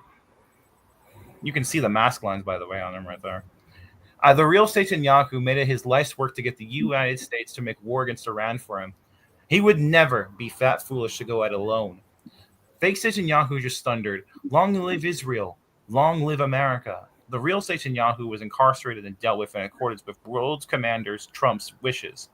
And this is an AI image. So that's the first article. And before we start talking about what's going to come next, let me go ahead and just get the other one out of the way. Hopefully, with the ability to, not lag out. That would be super annoying. Okay. Wait, did I pull up the second one? Oh, okay. No, I pulled. Okay, my apologies. I pulled up the wrong one. So let me just go ahead and pull up this one right here. Let me go ahead and pull this up right here. Present, share screen. Yep, there we go. And there we go. This is from today, so this is going to be up today. Relax, you're watching a movie. New York Times, a U.S. war with Iran would be a catastrophe. Trump says Iran must make a deal before there is nothing left. Next round of nuclear talks between U.S. and Iran is off. In the first public comments on the Israeli strikes against Iran, the U.S. president said Tehran had brought the destruction on itself. Fearful that Commander Trump is plotting to, quote-unquote, betray us into a war with Iran, the black pill addicts are blackpilling and the sunshine patriots are once again scrambling for their umbrellas again. Apart from the fact that the new Israel-Iran war is yet another harmless wag-the-dog fireworks and an AI/CGI show, the claim that Trump is plotting to lead us to another war for the shitty little state is, for anyone paying attention these past 10 years, an absurdity on its face. Relax, boys and girls. There isn't going to be any war, any place, in spite of how realistic the movie may seem. Nonetheless, there remains a legitimate question. Why, at this advanced juncture, with the SLS's popularity tanking like never before, does Trump still feel the need to apologize for the evil and increasingly unpopular SLS while talking such slanderous and menacing trash about peaceful Iran? Rock solid question, and one that has the editorial board of the anti-New York Times have been a bit baffled by for about 24 hours, but for which there is now, in light of the emerging buzz, a viable answer. Can you guess what that might be before reading further? Yeah, the usual suspects have got a long history of dragging the United States into war for the selfish interests of the cabal. Charles Lindbergh in the America First movement tried to expose this in 1941. And that's just one. Is he the one who had his kid kidnapped? Yes. That's the one, yes. That's the whole story there. On the McClellan Report, August 26, 1990, quote, there are only two groups that are beating the drums for war in the Middle East, the Israeli Defense Ministry and its Amen Corner in the United States, end quote, by Pat Buchanan, August 26, 1990. He was a presidential candidate, and I forget, was it 92 or 96? I think it was 96. Like Lindbergh, Pat Buchanan was viciously attacked for saying that Israel had a warmongering Amen Corner in Congress. And this is, again, the Q post, 9/16, March 10th, 2020. Due to the severe generational brainwashing of the public, the final takedown of the SLS requires great cunning and patience. And this won't take much longer, so I understand I'm going on a little bit. As regular leaders all know by now, Say again? That's not like you at all. Hey. Carry on. Okay. Carry on. As regular leaders all know by now, due to Jewish Zionist power combined with the fanaticism of the evangelical Zionist megacult, Trump, the master troll, was compelled to wage his secret war on the shitty little state under the smokescreen of proclaiming his undying love for it. But now, even after this really isn't necessary any longer, he is deliberately stoking a national conversation on the topic of the U.S. going to war for the SLS, something which 90% of the country is dead set against. What could possibly be the purpose of Trump and certain Quan, with a Q, congressional minions bringing distrust and criticism of a perceived position upon themselves, you ask? Maybe it's to get normies to finally notice something and then get angry about it? That's something, to be specific, being Jewish influence working against America's interests. Get it? For this purpose, the controlled attacks on Trump now coming from Tucker Carlson and many other leading luminaries of the massive pro-Trump blogosphere/Twitter sphere are invaluable.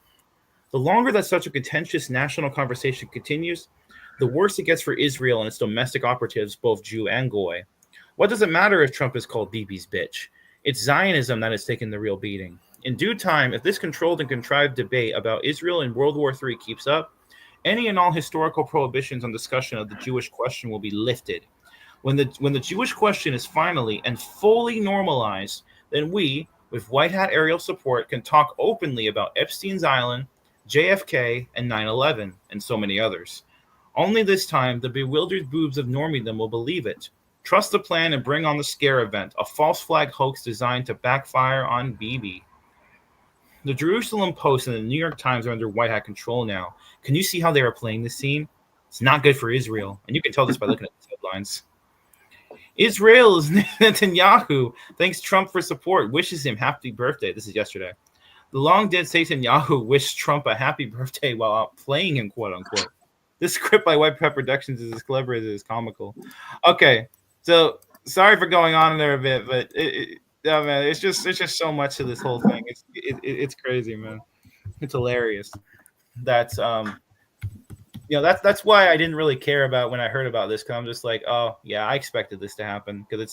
But then after learning more about it, I'm just like, it's actually pretty funny, because you have the media, the left, which is, as I've mentioned last week and so many other times, the left has been the international left, the Democrats have been organized to be against Israel now, so it's being attacked from the left, and they've always been the ones to support Israel.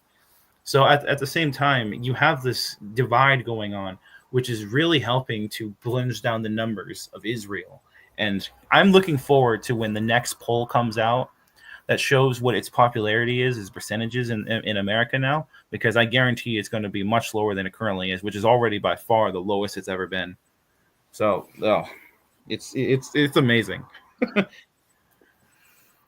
Well, like I said, mate, I can see the good things that you're pointing out, but I've seen it in history where things have looked really good and they look too good, and sometimes they're not.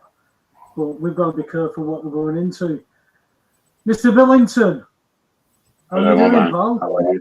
Long time no see. Are you okay? Yeah, I've been working hard, been doing a lot of research, and I've been down some rabbit holes and things like that, because you as a soldier, ex-soldier, shall I say, you want to know what's true and what's right and what's wrong. That's what a soldier will always try and find out. Yes, we follow orders, but these orders are just getting ridiculous right now. What I see going on in the world is absolutely atrocity, and the loss of life, the war. We are in World War III. Yes, World War III started, from JFK when he was shot, but I mean, people still can't even answer that. Who shot JFK? Well, it was the driver, period. And I can prove that. But all this, what Trump and stuff are doing. Sorry? I disagree. The driver, where he goes like that, yeah. I disagree with him. I disagree with you on that one. If you watch it again, on the sun visor, on the passenger, the sun visor is up. Yeah. It's not on the windscreen, it's folded up. And the passenger driver leans back, and the shadow cuts onto his grill cream, and it looks like when the driver turns, it's at the right height where the fella's head is. Just watch it again. But it's immaculate timing. It is. It's perfect timing. I studied it myself when I thought, because obviously anybody who watches that Zapruder film, he's shot from the front. I don't ever shot air rifles, mate, but I know which direction it's going in when it gets hit. There's not a recoil that makes it just move back all the way like that and then fling itself forward. When you've got a bullet that comes through Kennedy, stops, turns right, stops, turns left. I know bullets don't do that because I've shot. Yeah. So I think one bloke shot 3 bullets when at least a 4th shot hit a curb and caused shrapnel wounds to somebody, documented. It's the same when we go to the 7-7, where for all those bombings to happen at all those right times, these bombers had to catch the train at 20 to 8 at Luton. But that's cancelled, so they couldn't get there for the right time. But let's not dwell on that. Yeah, okay. Absolutely. Actually, real quick, I want to ask: is there a good documentary to watch on 7/7? Because I actually don't know much about that event, and I've been curious about it. 7/7. I'd recommend 7/7 Ripple Effect too. Okay, fair enough. Thank you. Go on, Michael. Sorry, mate. Yeah. So anyway, getting away from that.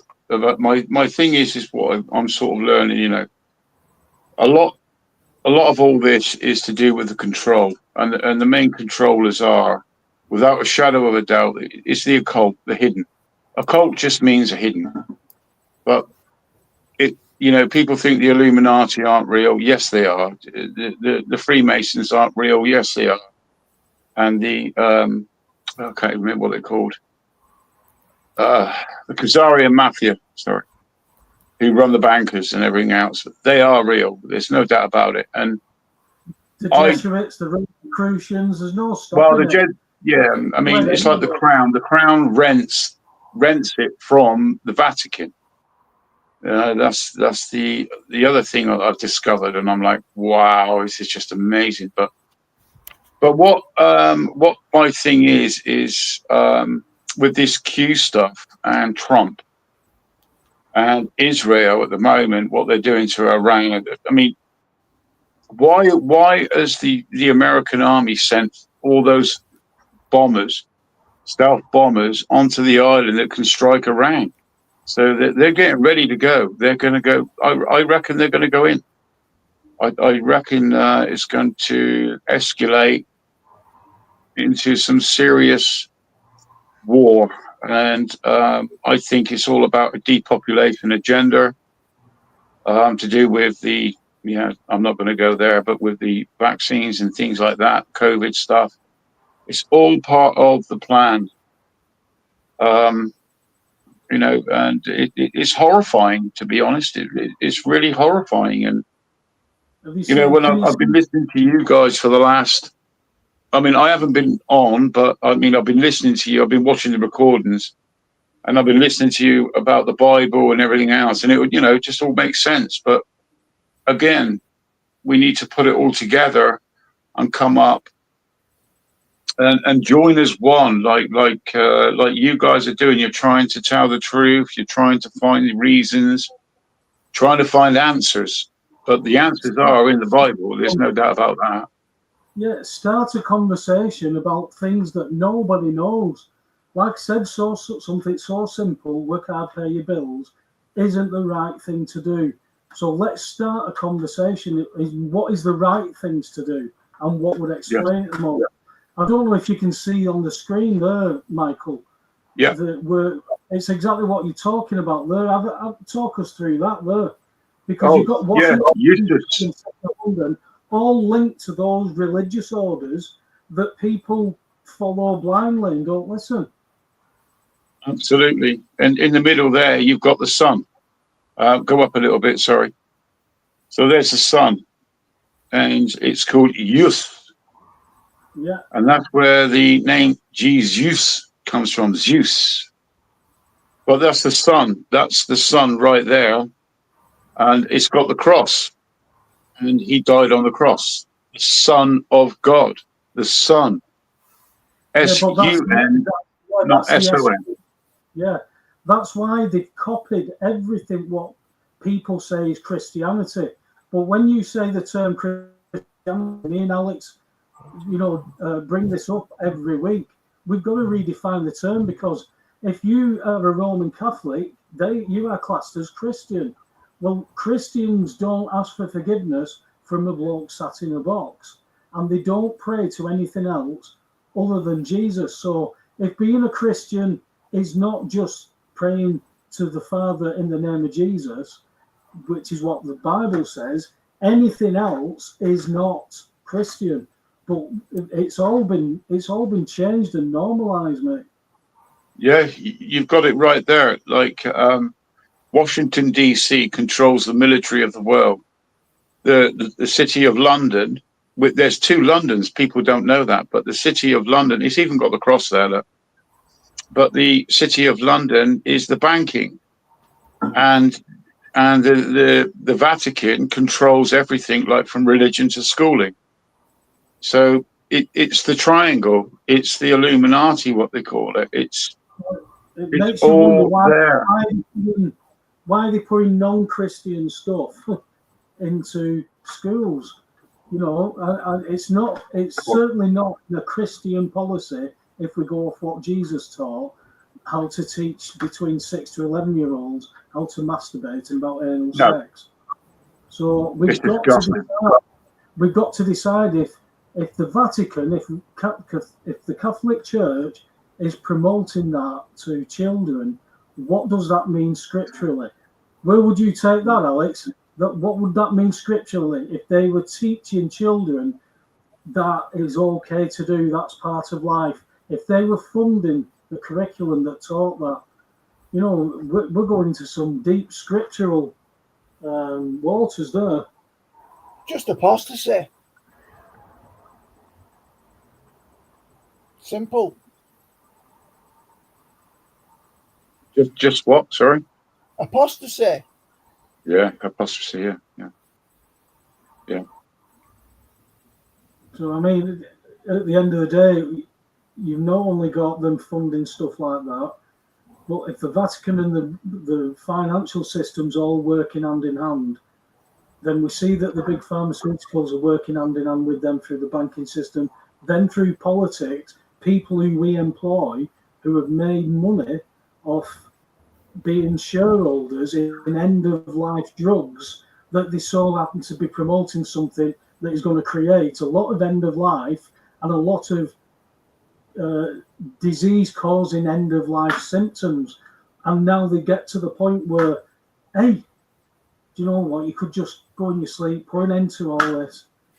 You know, leave Dave and Sheila your house and just go. Just go one off. You know, that's money saved on pensions that they've already robbed anyway. This isn't a good place for us all to be sat in. So what me and Alex wanted to do was, we've got so much experience in the last 15 years of how bad this corrupt system works. But then certainly for me, from 2017, I had the spiritual revelation that took me to the Bible that I've never read. All the conspiracies I've ever studied, I've never studied that, but I had opinions on it. I thought, well, that's going against my own policies there. You know, why would I debate something or argue something I don't know anything about? You know, if you're a cricket man, mate, and you want to talk about cricket, I'm not going to debate you on it. Apart from, I'd rather watch paint dry. There's, you know, I don't know anything about it. Football might be a bit more vigorous and banter, but for me, why debating? So I've got to read this, got to put my money where my mouth is. And that's when I started to see that the Old Testament and the New Testament was talking about the same thing. The Old Testament was, you're going to have to believe until I can come, fix everything, go, and then I'll send my spirit. All you've got to do is follow these rules until this happens. You can just see it as plain as day when you read it for yourself, because it's a story. It's all written there. You don't need some bloke to tell you that's what that means, because when that Bible was written, it speaks to the individual. If you go with an open heart, if you go to want to put something into it, you'll pull scriptures out left, right, and centre. Muslims do it, Jews do it. Oh no, see, that's why I'm saved and you're not. This is all you've got to do. But when you read it in context, there is a certain set of rules that you can't keep. So you're done. But I've done it. But you've just got to believe me now and follow this route.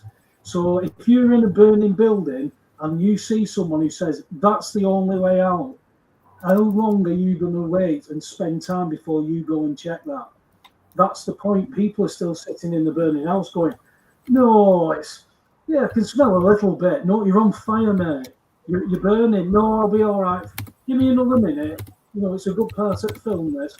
If you're still watching the film and you're not realising that we are in those times because the Bible was right. I've not read it. If somebody said to me that this is correct and this is the consequences, I want to know that. I don't want to know. I mean, it was the same when I found out about the paying bills. I didn't want to know that that was true. It was true, and it just made everything different. When I went to the Bible after that experience, puff, it just made everything different. But when somebody says, no, that Bible's wrong, it's written by Freemasons, it's that and the other, you've got to hold in all context what was going on at the time, the revival, the fact that we got the Bible in English. Somebody, Tinsdale, burnt after being strangled and battered at the stake and burnt. He prayed for that Bible to be made. And then all of a sudden it joins all these dots to all these bloodlines that certainly believe in a lot of parts of this book. They believe it. You know, you've got to then just be open and go, well, I didn't know this, and this is the truth. And then when somebody argues what is written, you know, it says something. I feel like I bring it up every week. Lucifer and Satan were always taught are the same because of this, and it's Latin and that. But in the Bible, it says, Lucifer, son of the morning, hello, Ben Shakar. So he's the son of someone, you know. So it should be simple enough. Let's find out who Shakar is. Shakar was worshipped as an ancient Canaanite god, meaning that's a fallen angel. So he's the son of him.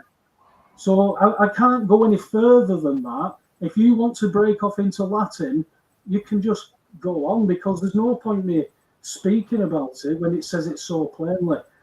It's like, see that fella over there? That's Dave. Remember Tommy's lad?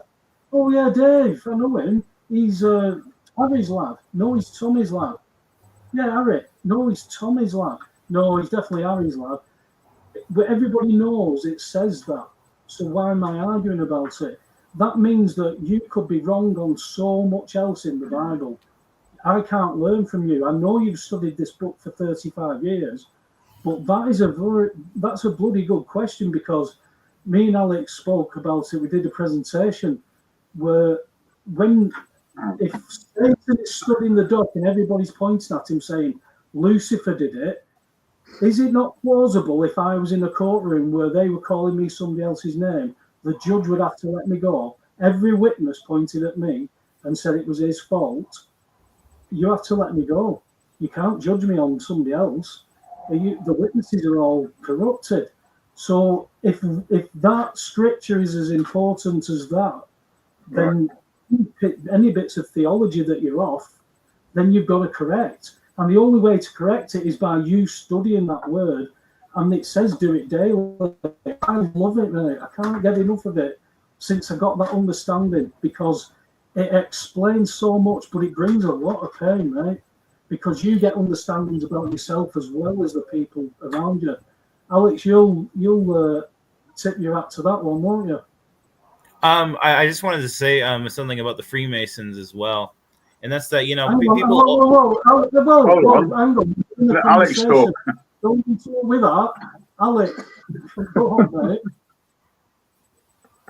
Yeah. I mean, I totally agree. Well, nothing else to say, really. It's like you say, we did mention these things when we were down in Ilfracombe. It's a central challenge.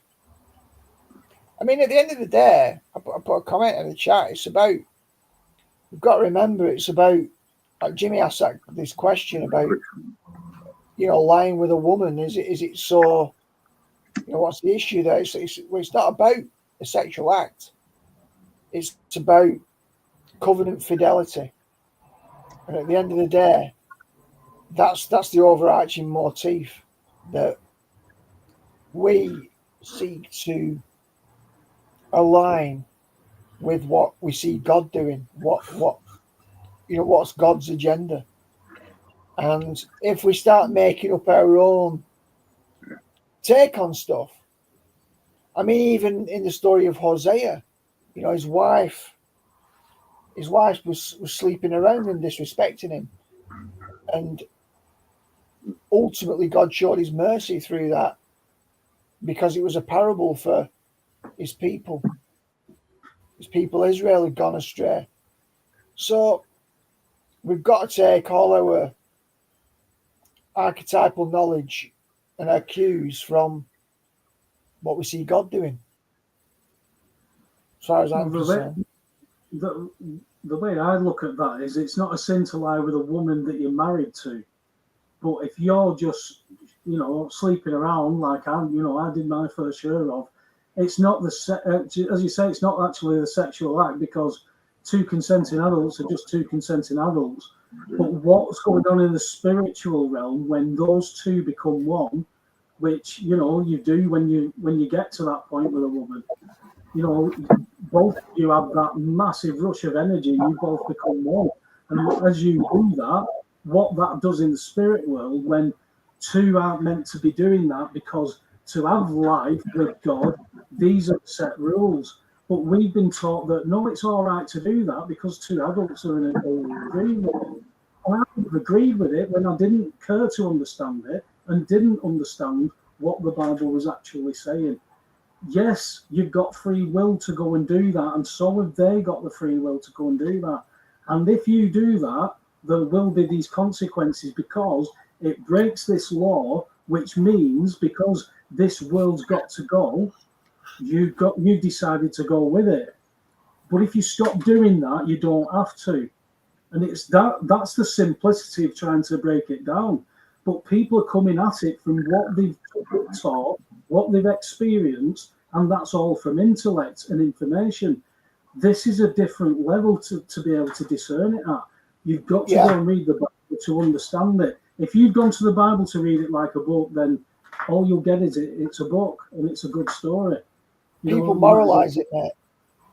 Yeah, exactly. People moralize the law. What they do by doing that is they sequester the law. They don't look at, well, why did God set the law in the first place? It's covenant fidelity.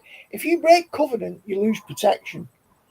That's the point. If you're the protector, and that was the point, you know, traditionally, the man-woman relationship was about protection and provision.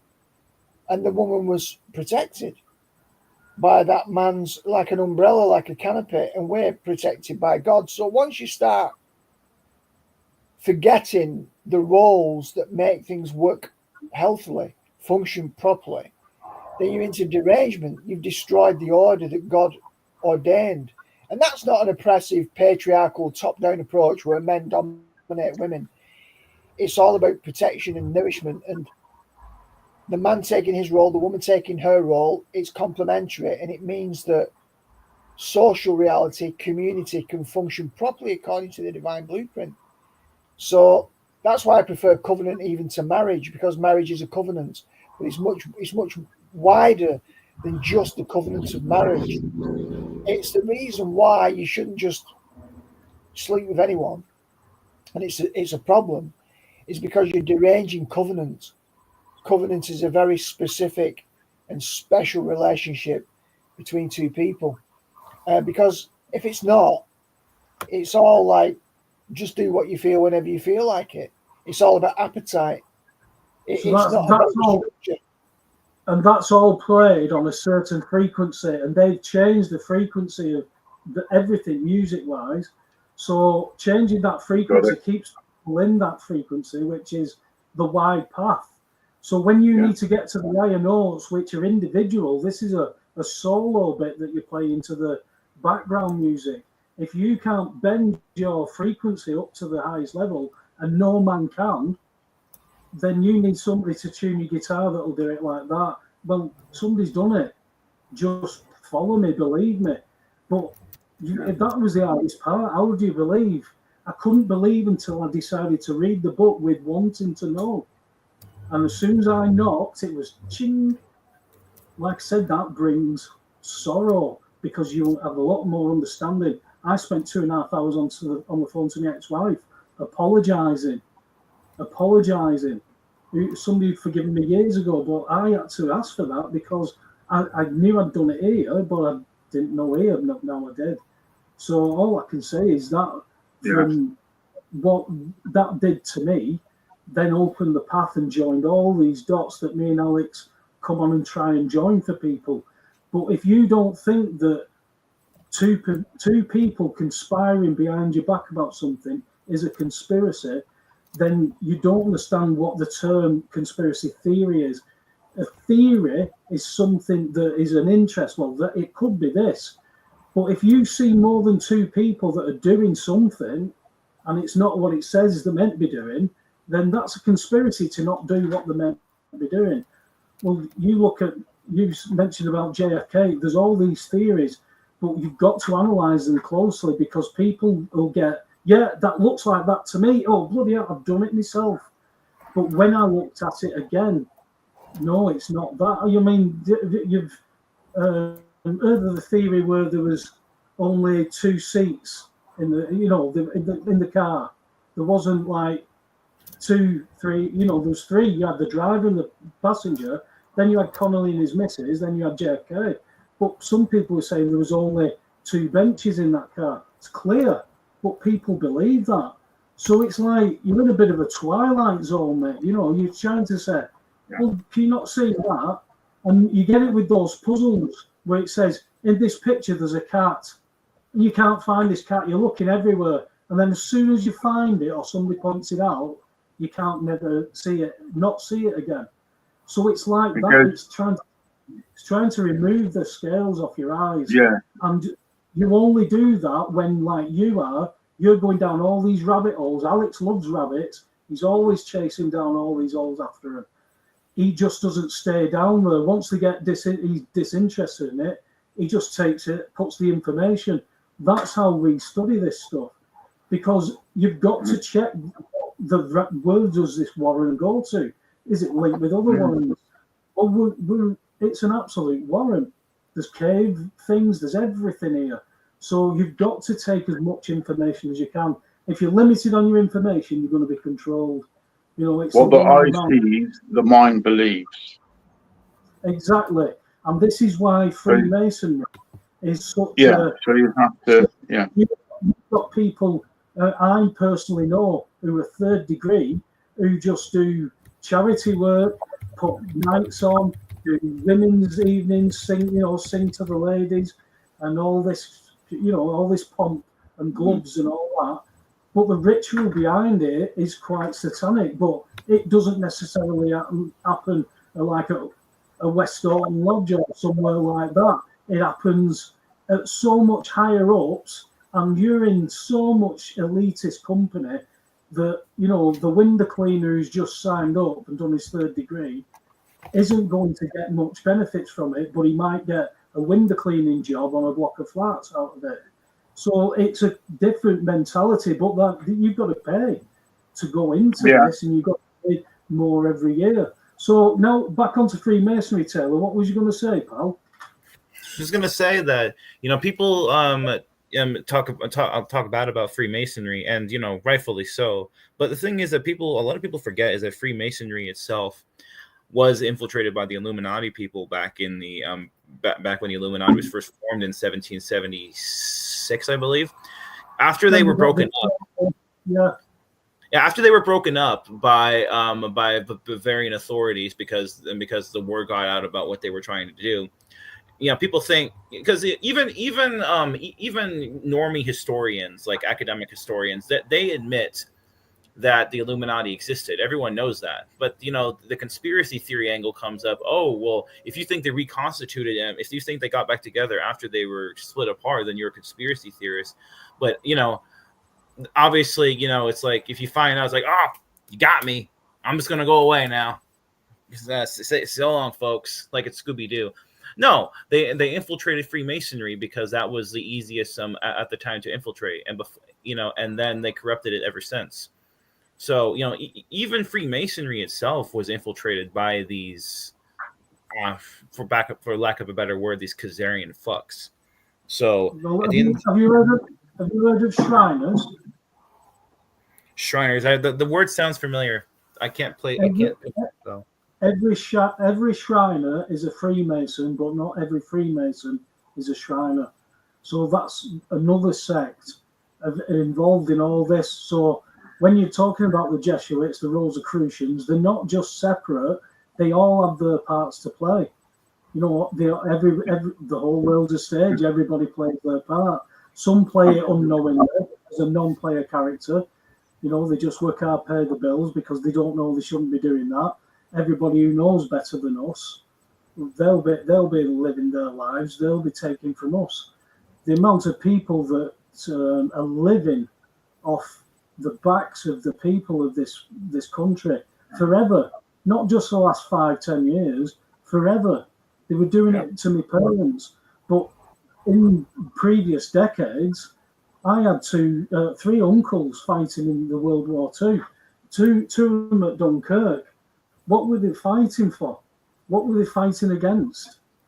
Because now I know better, I've got a lot of questions, because they thought they were saving the country from the Germans who were going to come in and kill and rape and pillage and do all that. Yet, it doesn't seem to quite work out like that when you look at everything together and what the policies and agenda and who was funding and who was pushing for it and how strategic it became and what came from it. And then you look at a Freemason who is held in high esteem, writing a letter to the head of the mafia, talking about there's going to be 3 world wars, decades before these 3 world wars happen. But what happens is that's described in this letter is what happened, but it's a fake letter. Same as what you brought up the other week, Taylor, about the protocols of Zion. Yeah, that's a fake. That it looks pretty much like what's happening. Oh, that's just coincidence. Shh. It's the one-eyed man.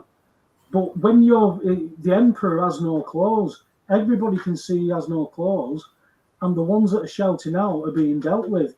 You've got people going to jail for calling out whistleblowers and stuff like that, and for saying the wrong things on Twitter. You've got now Tommy Robinson, who's getting a lot of backing because of what's happened to him. Whichever way you talk, he speaks some common sense. You've got to give the man some credit and not listen to what everybody's saying. But there again, you don't follow him that he's a messiah, because we've got a lot of people who are saying they're doing all these good things. We've got to be clinical about this. That's what I mean, where it gets serious now. It's only through giving out information. Taylor, if for everything, I mean, it's been mentioned in the chat room how far he's come along in the time that I've known him and when he was going on raconteurs. I mean, there was a debate in the chat room, Taylor, about you having a good. Are you listening? Yeah, I'm listening. Yeah. Could I say something, Webby? Just let me finish this, mate. No problem, mate. No problem. Saying about you taking over Raconteurs News, Jason's channel, for a show, because I don't know if it's being run at the minute. No, they can't. Jimmy doesn't have the password, and Jason's wife, she's the only one that has it, and she disappeared off the face of the earth. Oh, right, okay. Well, I didn't know about that, but the debate was that you should do your own show. But I did say that you've had 3 channels banned already. Yeah, that's why I said in the chat, I said that it's probably better to subscribe to my Rumble channel, because I can't. I'm not going to post it. Yeah, you can get away with more stuff there, but go on, Mick.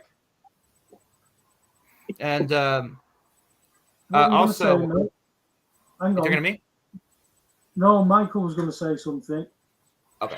Yeah, no, I was just going to comment on what you were saying earlier, that about adultery and all the sins and things. But haven't we all got God inside of us?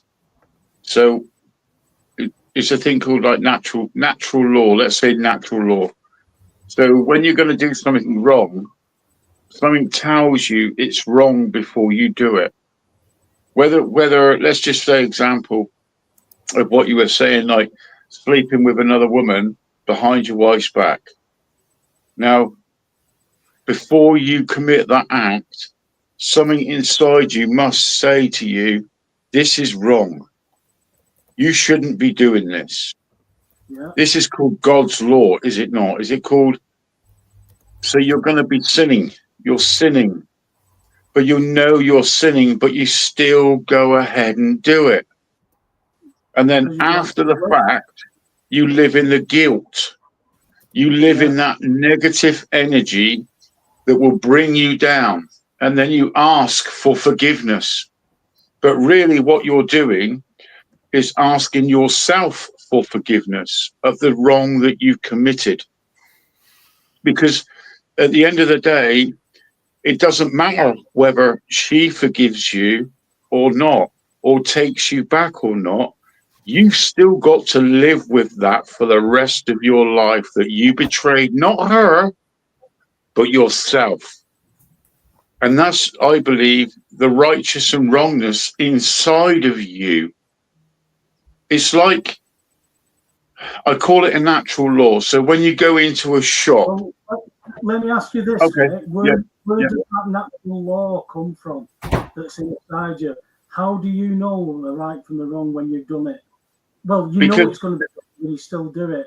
How do you know? Where do you think that comes from? Because in the scripture, at the cross, it is finished. I've fixed it. Now I will write it on their hearts. And if they follow me and look for me, I will come and sit with them. So you say it's within you. Yes, you've got the root, you've got the joinder. But if you decide to not go on that path, then you can get stuck in the, well, it's within me, I'm all right, I'm love, I do everything. But you're still not invited God in. But you've got the root truth, if you know what I mean. But you didn't have that before the cross. Their hearts were hard. So that's why they had to be forced to follow rules. If you do that, we'll stone you to death, because this is how important it is. At the cross, Jesus said, that's the old covenant. Now, this is what I say. Follow me. And when you read it for yourself and you say, I want to, if this is true, show me, that's you knocking, and he will always answer. So then when you read the Bible for yourself without that, well, God is within me. Yes, I can pull Bible stuff out and say, look, God is within you. But it also says it's the flesh is corrupt. And for you to say, I have to forgive myself, which is also true, if you don't give it to God and then stop doing it, because you can't just go, oh, please forgive me. Yeah, I can forgive you, but you're going to go and do it again, aren't you? Well, I'll try not to. Well, that doesn't work, because you're still in violation of the commandments. We've all got the propensity to do the naughty. That's what we're born with. We've got a polluted bloodline from mother and father that gives us the propensity to want to know the evil. So when we want to know the good and the evil, we go on emotions.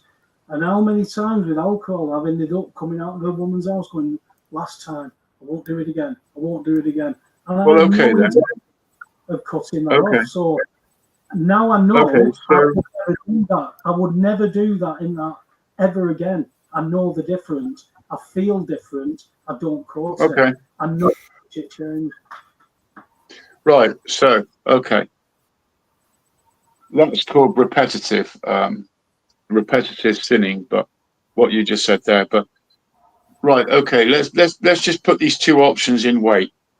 So, well, that's what I mean. You're not saved. If you're repetitively sinning, you are not saved. Then you're not learning the path. You're not. So right, okay, right. So let's put the two perceptions into it. Right. So, okay, we've talked about the sin that you do.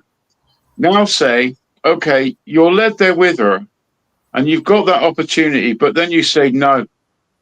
You turn around and you say to yourself, I'm not doing this. And you walk out, and then you go home.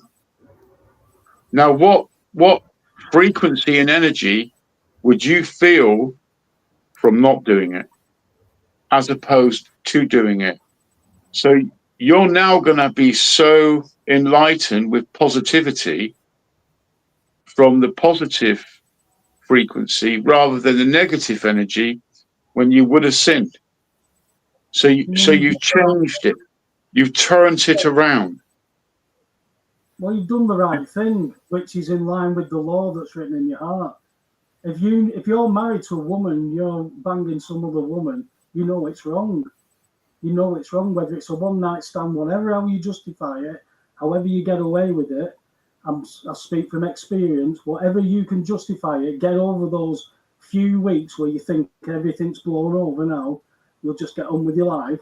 And then I know blokes who've walked around shopping centres with the wife and kids and met several girls in one day who he's known. So that is living for yourself. That's living in this world. We can talk about energies and frequencies, but you're still living in this world. The Bible is a lot simpler than that. The Bible tells you, yes, that vibration's for you. You can do it. You can experience all that. That's what you wanted to do. But these are the consequences for you to keep doing that.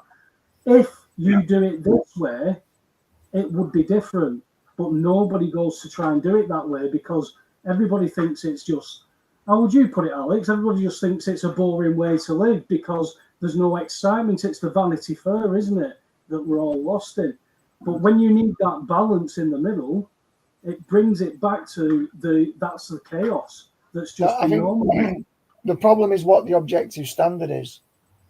So obviously when we do things that are self-defeating, if the essence of aligning with God is life and he's life-giving, he's the source of everything, then when we do things which don't align with that, we're going to feel a sense of death. So it will echo or reverberate in the chambers of our own soul. And therefore, there is a case for taking the barometer as internal, because that's where the felt experience is. The problem is we have many felt experiences, some of them where we feel that, and other felt experiences where perhaps we get into distortion.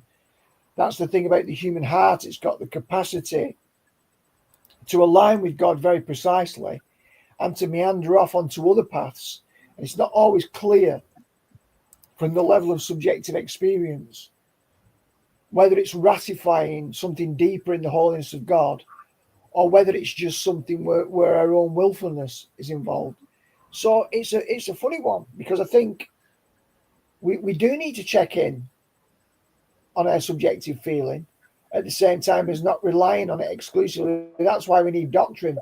That's why you need scripture, tradition, reason, and experience. You've got to have them all connected. Is there not a law that says, well, not a law, I don't mean a law, because law is law, air and water, which is legalese, but I mean, in a law, your own heart law, do not to others that you won't have undone to yourself. Do you remember that saying? So what I'm saying is, I mean, I'm just using this, let's say, cheating, adultery, whatever you want to call it, betrayal. How would you like to feel if your wife was cheating on you? So it's the same thing, but reverse. You know, you're lying in bed and she's sleeping with you, and she knows that she's cheated on you. And you'll be able to tell. You'll be able to tell that frequency, but you've done it the same thing. So can you understand what I mean? I mean, I'm just using this as an example. That in the military, it's more like, how can I shoot somebody that's done nothing to me, and I'm taking his life, and he's done nothing to me, nothing to my country or anything, but I'm ordered to shoot that man. Now, do you pull that trigger, or do you turn around and say, I cannot take that order, sir? I will not pull that trigger. Do you see what I mean? The question is what are you pulling the trigger for? If you are pulling the trigger to save somebody's life, to save your own life, that's a different kettle of fish as to what you can now see, where these, I see my uncles being deployed to Normandy to advance an agenda that had been agreed upon, but was being propagated as war, as division. You know, we don't get told about peace treaties. We don't get told what was going on properly because we only get a certain banter. When you get the other bits of information, it raises questions. My first introduction to law was, if you have a doubt, not guilty, because it raises a doubt. Well, there's a lot of doubts about what I've been taught about not only World War II, but the entire history, including the history that I know within my lifetime. So I can't invest now in anything that I picked up from mental philosophy to gymnastics without an experience to back all this up. I've done what you're talking about. I've had those feelings. The fact that you're lying there, you might be the one that's been cheated on. You might not even have proof, but you have that feeling. You just know when there's something not right. Little things, right. They stand out. And you know that to be wrong because God's law's in your heart. You know she shouldn't be doing that. You know you shouldn't be doing that. So if this was just normalized, because remember, it's normalized, even though you know it's doing it wrong, it goes on. You've got people who do swinging, who love going to dogging sites and do it in public where people can watch. And to be fair, if a girl would come talking to me, asking me about that, go, no, crack on, love, it's not my bag, that type of thing. So you get these things that get deviant, and if it becomes normalized, that is exactly what was going on in Sodom and Gomorrah. Things that you would think like there's a part in, it's not canonical, but in Jasher, where Eliezer has a stone thrown at him by a sodomite, and it cuts his head, and the sodomite asks him for payment because he's done him a service by cutting him and letting the blood out of his head to get the badness, and he wanted paying his wage.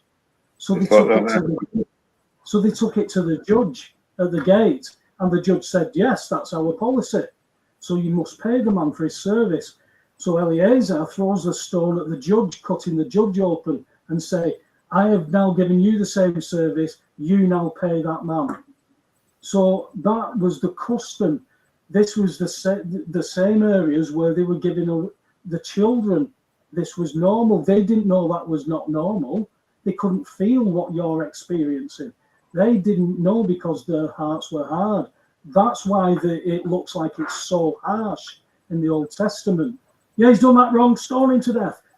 They don't understand how important it was. But when Jesus died on the cross, he says, no, stop all that now. The animal sacrifices don't work anymore. They kept you within my presence, but they don't work anymore. It's got to be a single human sacrifice.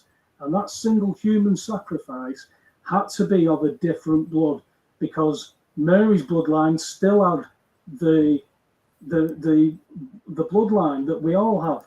But this virgin birth meant that it was remedied, and it was a different creation, and that different creation stayed sinless, and that's the only way that all the Old Testament is fulfilled. If that core value isn't true, then none of it matters.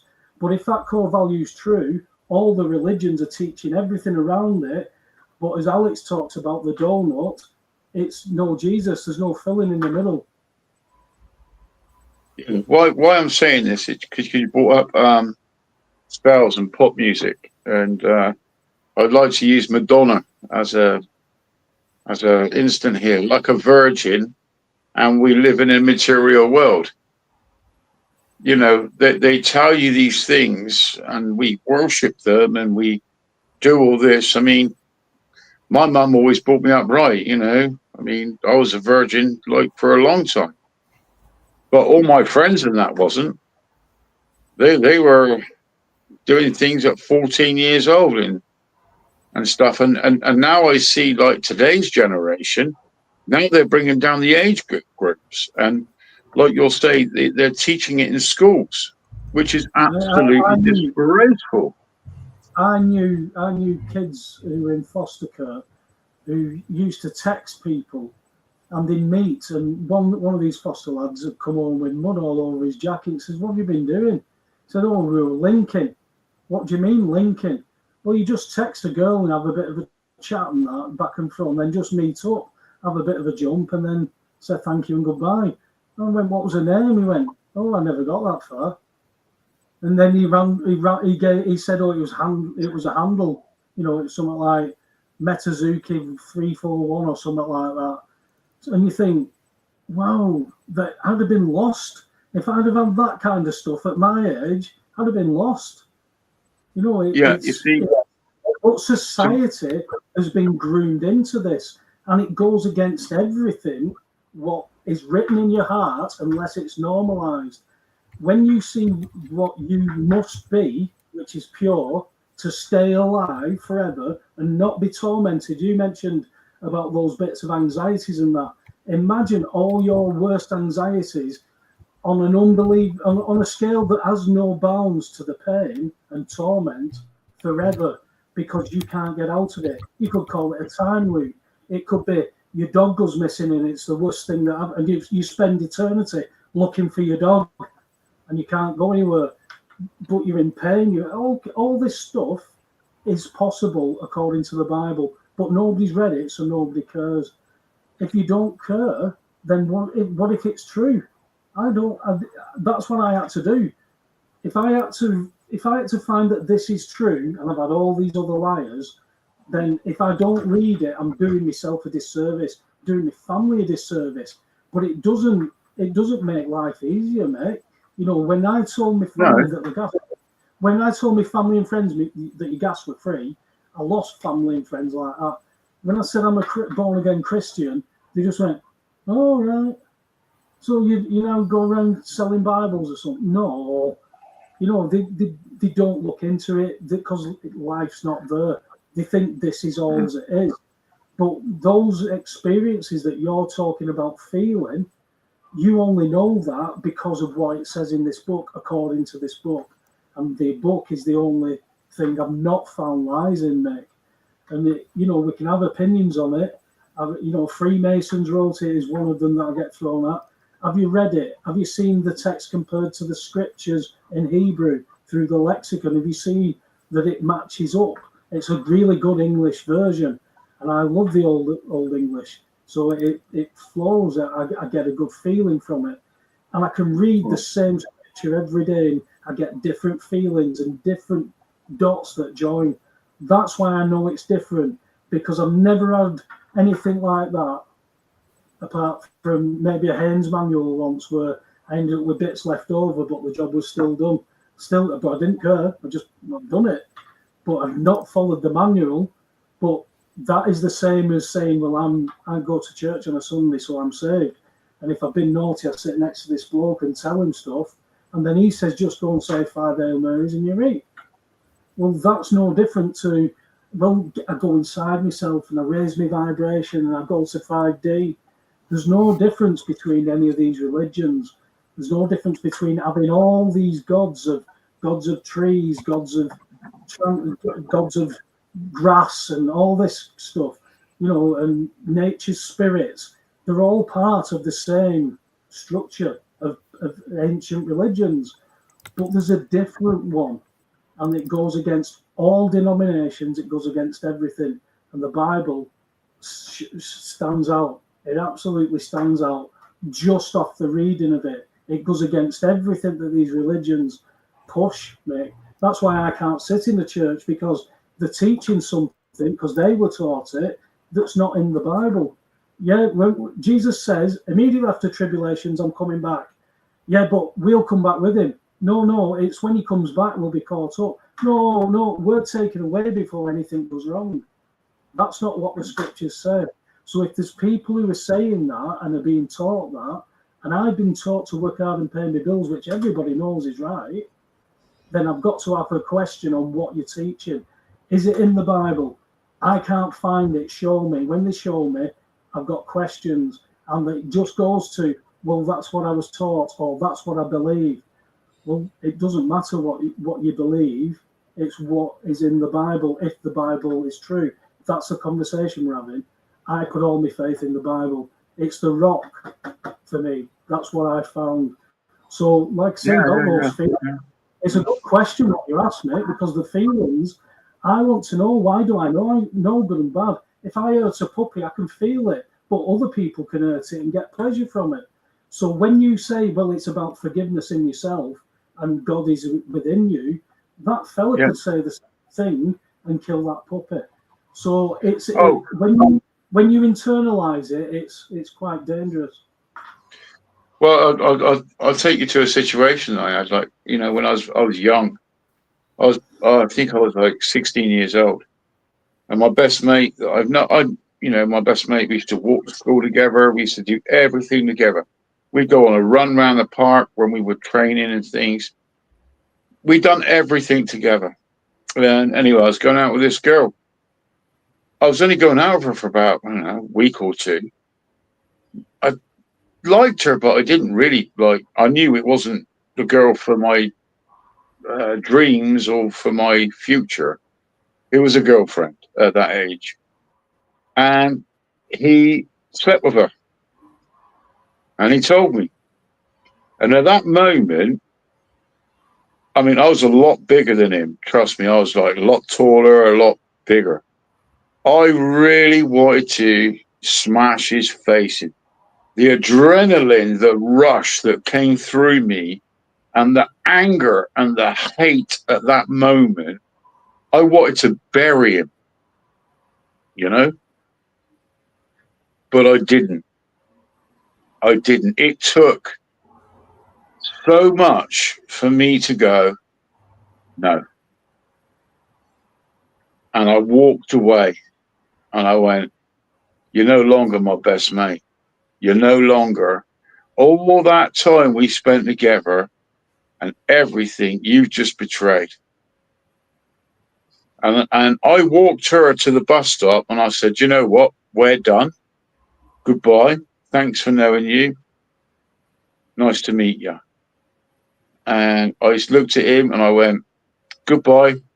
Thanks a lot. Nice knowing you. And really, what I was really saying was thank you for the lesson. But I walked away with my dignity, my pride, and my head held high, because I didn't do what most blokes would have done back in those days. I'd have beat the shit out of him, if you know what I mean. Yeah. I'd have killed him. Well, but then I'm the one in the wrong. Do you know what I mean? So I learned to control that. And it done me good. In the end, it did me good. I didn't realize it at the time, but it did. I was the one who was on the higher ground. I took away that positive, that I made that negative energy into positive energy. I didn't know it at the time, but I know it now. You know? Well, I've handed toilet rolls to lads who've reacted a different way.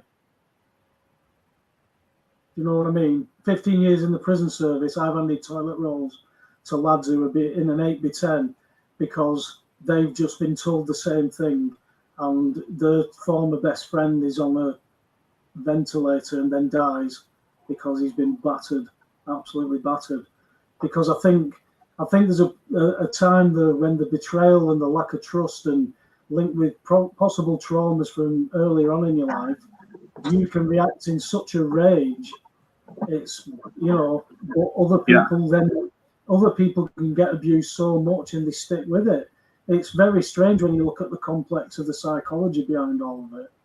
You know, like, none of it's cut and dry, but those are, when you get into those stages, there's so much damage done.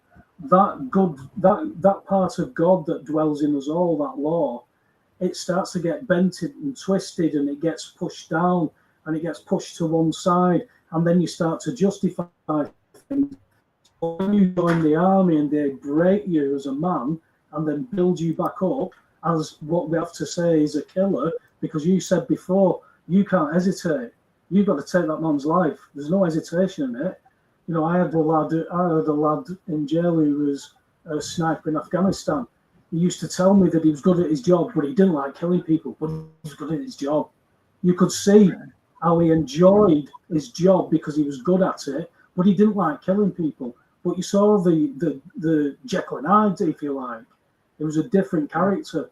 Then one night after doing the checks, I could hear him having a full-blown conversation if he's on the phone. And then as I could see through the crack of the door, he was sat on his bed just talking to someone as if someone was there. With hand gestures and everything, not on a phone. And when I spoke to him the next day, he told me that it was the voice that comes to him. And he says he tells me to do things and stuff. And I says, is it your voice? And he said, no, it's not my voice. I know the difference. He says, but sometimes he just gets in my head. He won't leave me alone. So I asked him, has he got a name? And he said, I said, well, that's a demon god that's linked with the Ouija board. When did you do that? And he'd done a Ouija board in Afghanistan. And it kept saying to him, kill himself, kill himself. Ever since then, it had been with him. Because bearing in mind, the army have destroyed him as a man and built him into something, and it's left all these doors wide open that demons just, if you invite them. Remember, you've got to invite them. We invite them with drinking, we invite them with drug taking. We do it in all these ways to try and stop trauma, but then something comes in. And it's just all about energy and frequencies, which is what you're talking about. That is why we can't separate what you're talking about with the energies. I studied all that. I've tried to order from the universe. I did mediumship. I never got any of this life-changing stuff, even though I had results from all that. It wasn't something I went, that's the way. That's what happens when we die. There was no truthfulness in it. And it was only when I was on my knees, not wanting to be here anymore, because I knew everything that I'd been taught. So all the information I got from just men and their opinion was all up for grabs. So I can't have some guru who thinks that, well, doing this ritual, I can remove the chakras, which frees you from bondage of the eternal creator and allows you to be a creator. No, that didn't sound right before. It certainly doesn't sound right now. When you've worked with all those energies and everybody's got these different opinions, all the religions look at the same scriptures and have got all these different opinions. And you're all liars, but you all agree this is wrong. You all agree that Jesus was a good bloke, but he wasn't God. And if you're trying to make Jesus part of a threesome, oh, that's blasphemy. And a Trinity, it's not even biblical when it's clearly all the way through the book describing three. Doesn't use the word Trinity, but there's three: Father, Son, Holy Spirit. Separate verses showing their attributes, the characters as persons. All these attributes make up God. That is why that is so different. That is why when those questions come up, the scripture for all the answers, all the questions that you had, that's why as soon as you mentioned about knowing the good and evil here, what's right and what's wrong, it's written there. I've done it. That's a simple answer. Anyway, we're coming up to 3 hours, lads. Alex has dropped off again for some reason. So in wrapping up, Michael, what? No. Well, I would just say, know thyself, and thank you for the opportunity to come on tonight and speak again. I haven't been on for a little while, but I have been listening to you guys. I've been listening to your man, the Trump man, and I've been following it. But I'm not saying it's all right and all wrong, but I find it very interesting, and I hope. If there's someone who's going to save us, I hope fucking Trump is going to do it. And JFK Jr. as well with the what's it called, Maha, whatever it is. I just hope they can do something. We're going to have a few people. Farage is trying to jump on that train for over here, so don't trust him. No, but he's a Trump fan, and he's following the same policy. He'll deal with the immigrants, but I bet he did just lie. He's one of the answers. Yeah, there's always an agenda. I just hope. I really do. I really hope. But I've heard a lot of things like Trump isn't one of them. I don't believe he is, or he's playing a bloody good game. But anyway, I wish you guys all the best. Thank you for listening to me, and you've been awesome. See you again, brother. Take care. What have you got to say in closing, son? Yeah. Please subscribe to my Rumble channel and my YouTube. Although I'm not posting anything on my YouTube at the moment, I'm gonna wait to post on my YouTube to when YouTube starts letting up on the nonsense. And if you want to read some good material, I say this every week. Go read the damn Q drops, and you'll learn a lot from them. You don't have to take all of them at face value, which you shouldn't anyway, because the point isn't just to take things at face value; it's to look beneath the scenes. And then you have a lot of good books and content from a lot of the sources that I go through. that if you want to get a huge depth in, for example, there's a good book I have. It's called New World Order. It goes over the last 250 years ever since the founding of the Illuminati. It goes up to the present day. You can read it in an hour. It's it goes over the history of the Cabal in a very easy to read way as well, but keep it simple without making it simplistic. So many other topics, World War II, and I've been reading a lot of them on my Rumble channel. Whether it be World War II, Churchill, COVID, 9/11, etc., etc., etc. There's pretty much a book for all that stuff that I'm going over on my channel. Currently, I'm going over one debunking the Holocaust, and I'm on part 2 of that one at the moment. And I'm uploading a video every day. And please support the good people. Support them. I want to try to grow my base and get more information out there to people. So if you could subscribe and like my stuff, I would appreciate it. But also be aware of the fact that that a lot of the stuff is not my original creation. I'm just reading. I'm going off of. I'm reading stuff that other people have much smarter than me have posted. But I would appreciate the follows and the likes and all that good stuff. Well, you've talked about yourself for 2 minutes there. I meant wrap up. What do you think of, from what we've talked about on the show as well? Don't just promote yourself on here, mate. Hey, I mean, but it's all good information to take in. We can agree on certain things. We can disagree on other things. Particularly the JFK thing. I think that he was shot from the sewer. That's my personal take. It's a take that is worth investigating because it's definitely from that direction. And looking at the angle, it's a definite possibility but nobody's even bothered investigating it thoroughly because they don't want that truth. That's why when you say the JFK files are all there, it's all coming out. The stuff I've seen, Taylor, being honest, it's stuff I already knew. There's nothing new. Might be going into a little bit more detail, but we're still going on the 3 bullet narrative. But not necessarily, because the new, the recently released JFK files prove for a fact the CIA was involved. They definitively prove the CIA was involved. Yeah, but Jim Garrison proved that as well. Yeah, but here's the thing, though, that Jim Garrison was not mainstream, though. That's the thing. It doesn't matter. Truth is truth. He proved that there was an involvement. It doesn't matter to the normies, and that's what's important. It's not about the truth. Nobody cares because they get the mainstream media narrative. Exactly. That's the point. That's the point. Is that it doesn't matter what files you come out with. It doesn't matter what proof you have.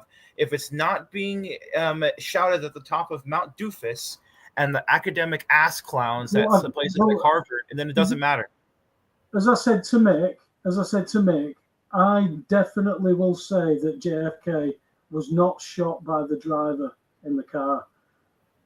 Me director says he shot from in the car. Who shot him? It's definitely not the driver, but it is from the direction of the front. There's no way he's been shot in the front of the head from the back of the head. I shot air rifles. They didn't do that. I would have been very, very thrilled with a gun that did that. Anyway, Taylor. Let me just say one thing that people probably don't know a lot about the Kennedy assassination. That's pretty interesting, and that's that. Okay, it's going to be short. You know Umbrella Man, right? Yeah. So he was actually called in like 10 years later for an investigative committee. I forget what the committee was called. I forget the man's name. He was asked, "Why did you put up that the umbrella that day?" And he said that it was a token, or that it was a message to JFK's father, Joseph Kennedy Sr., because Joseph Kennedy worked with Neville Chamberlain to try to stop World War II. And the guy that was sitting next to Umbrella Man on the curb in that famous picture, you see a guy standing there, and he's also with Umbrella Man in several other photos. And in that photo, he gives the Sieg Heil sign, while Umbrella Man has the umbrella up. And by the way, the umbrella is a reference to Neville Chamberlain, because Chamberlain always had the umbrella up. And we know how the Cabal hates Chamberlain. So basically what I'm saying is that whole thing, a lot of people don't know about the Kennedy assassination, is that a large part of it also was getting back at JFK for what his father did, because his father tried to prevent, and Neville Chamberlain tried to prevent World War II. Well, Prescott Bush did have a big investment in the Nazi Party, mate. Oh, no, that's a whole different story. We can talk about this some other time. That's a whole different thing. But anyway, I just wanted to just throw that out there. Hang on, it shows that you just linked that with if Kennedy was stopping World War II, you've just linked Bush with Kennedy being stopping World War II, Grandpapa Bush. Then you've got Grandpa Bush, Herbert Walker, in Dallas on the day Kennedy's shot. That's when the Bush administration, all their cronies that are all linked through Kissinger, all took over America. So you've just made that link with that information. Yeah, there's a huge link, obviously, between the Bushes and all them. Well, I hope you carry on with your show, mate, and you get these documentaries and put them together. But make sure when you've read it once, read it again. Make sure it's factual. Does it fit in context? As I was trying to say before in the chat room, people had commented that how far you'd come along from when you first started on Raconteurs News and to now presenting yourself and how you articulate information. There is a fellow who contacted me, but I couldn't. I'm not sending me details. His son watches you, and he watches the part of the show you're on, and he enjoys your segment. So if I can find out where it is, I'll send it on. So thanks for joining me, Taylor. Take care, brother. Yeah, take care. And I thank you for telling me about that. I appreciate that. Thank you, everyone in the chat, for the positive feedback. I really appreciate it. It helps me to keep going. All right, mate. God bless. Take care. God bless. Well, that's the end of another show. Extra time there. Alex invites a guest on and then sobs off. Maybe his internet's down. I know it's his mum's not told him or turned it off on him like it happens to Taylor. But thanks for everybody in the chat room. Thanks for listening in. Good conversation again. I hope you guys can start these conversations up with people, no matter what debate it creates. We've got to debate things and discern things. That's how we find out the truth. Let's not just accept things as they are. Now, God bless, guys. See you next week, God willing.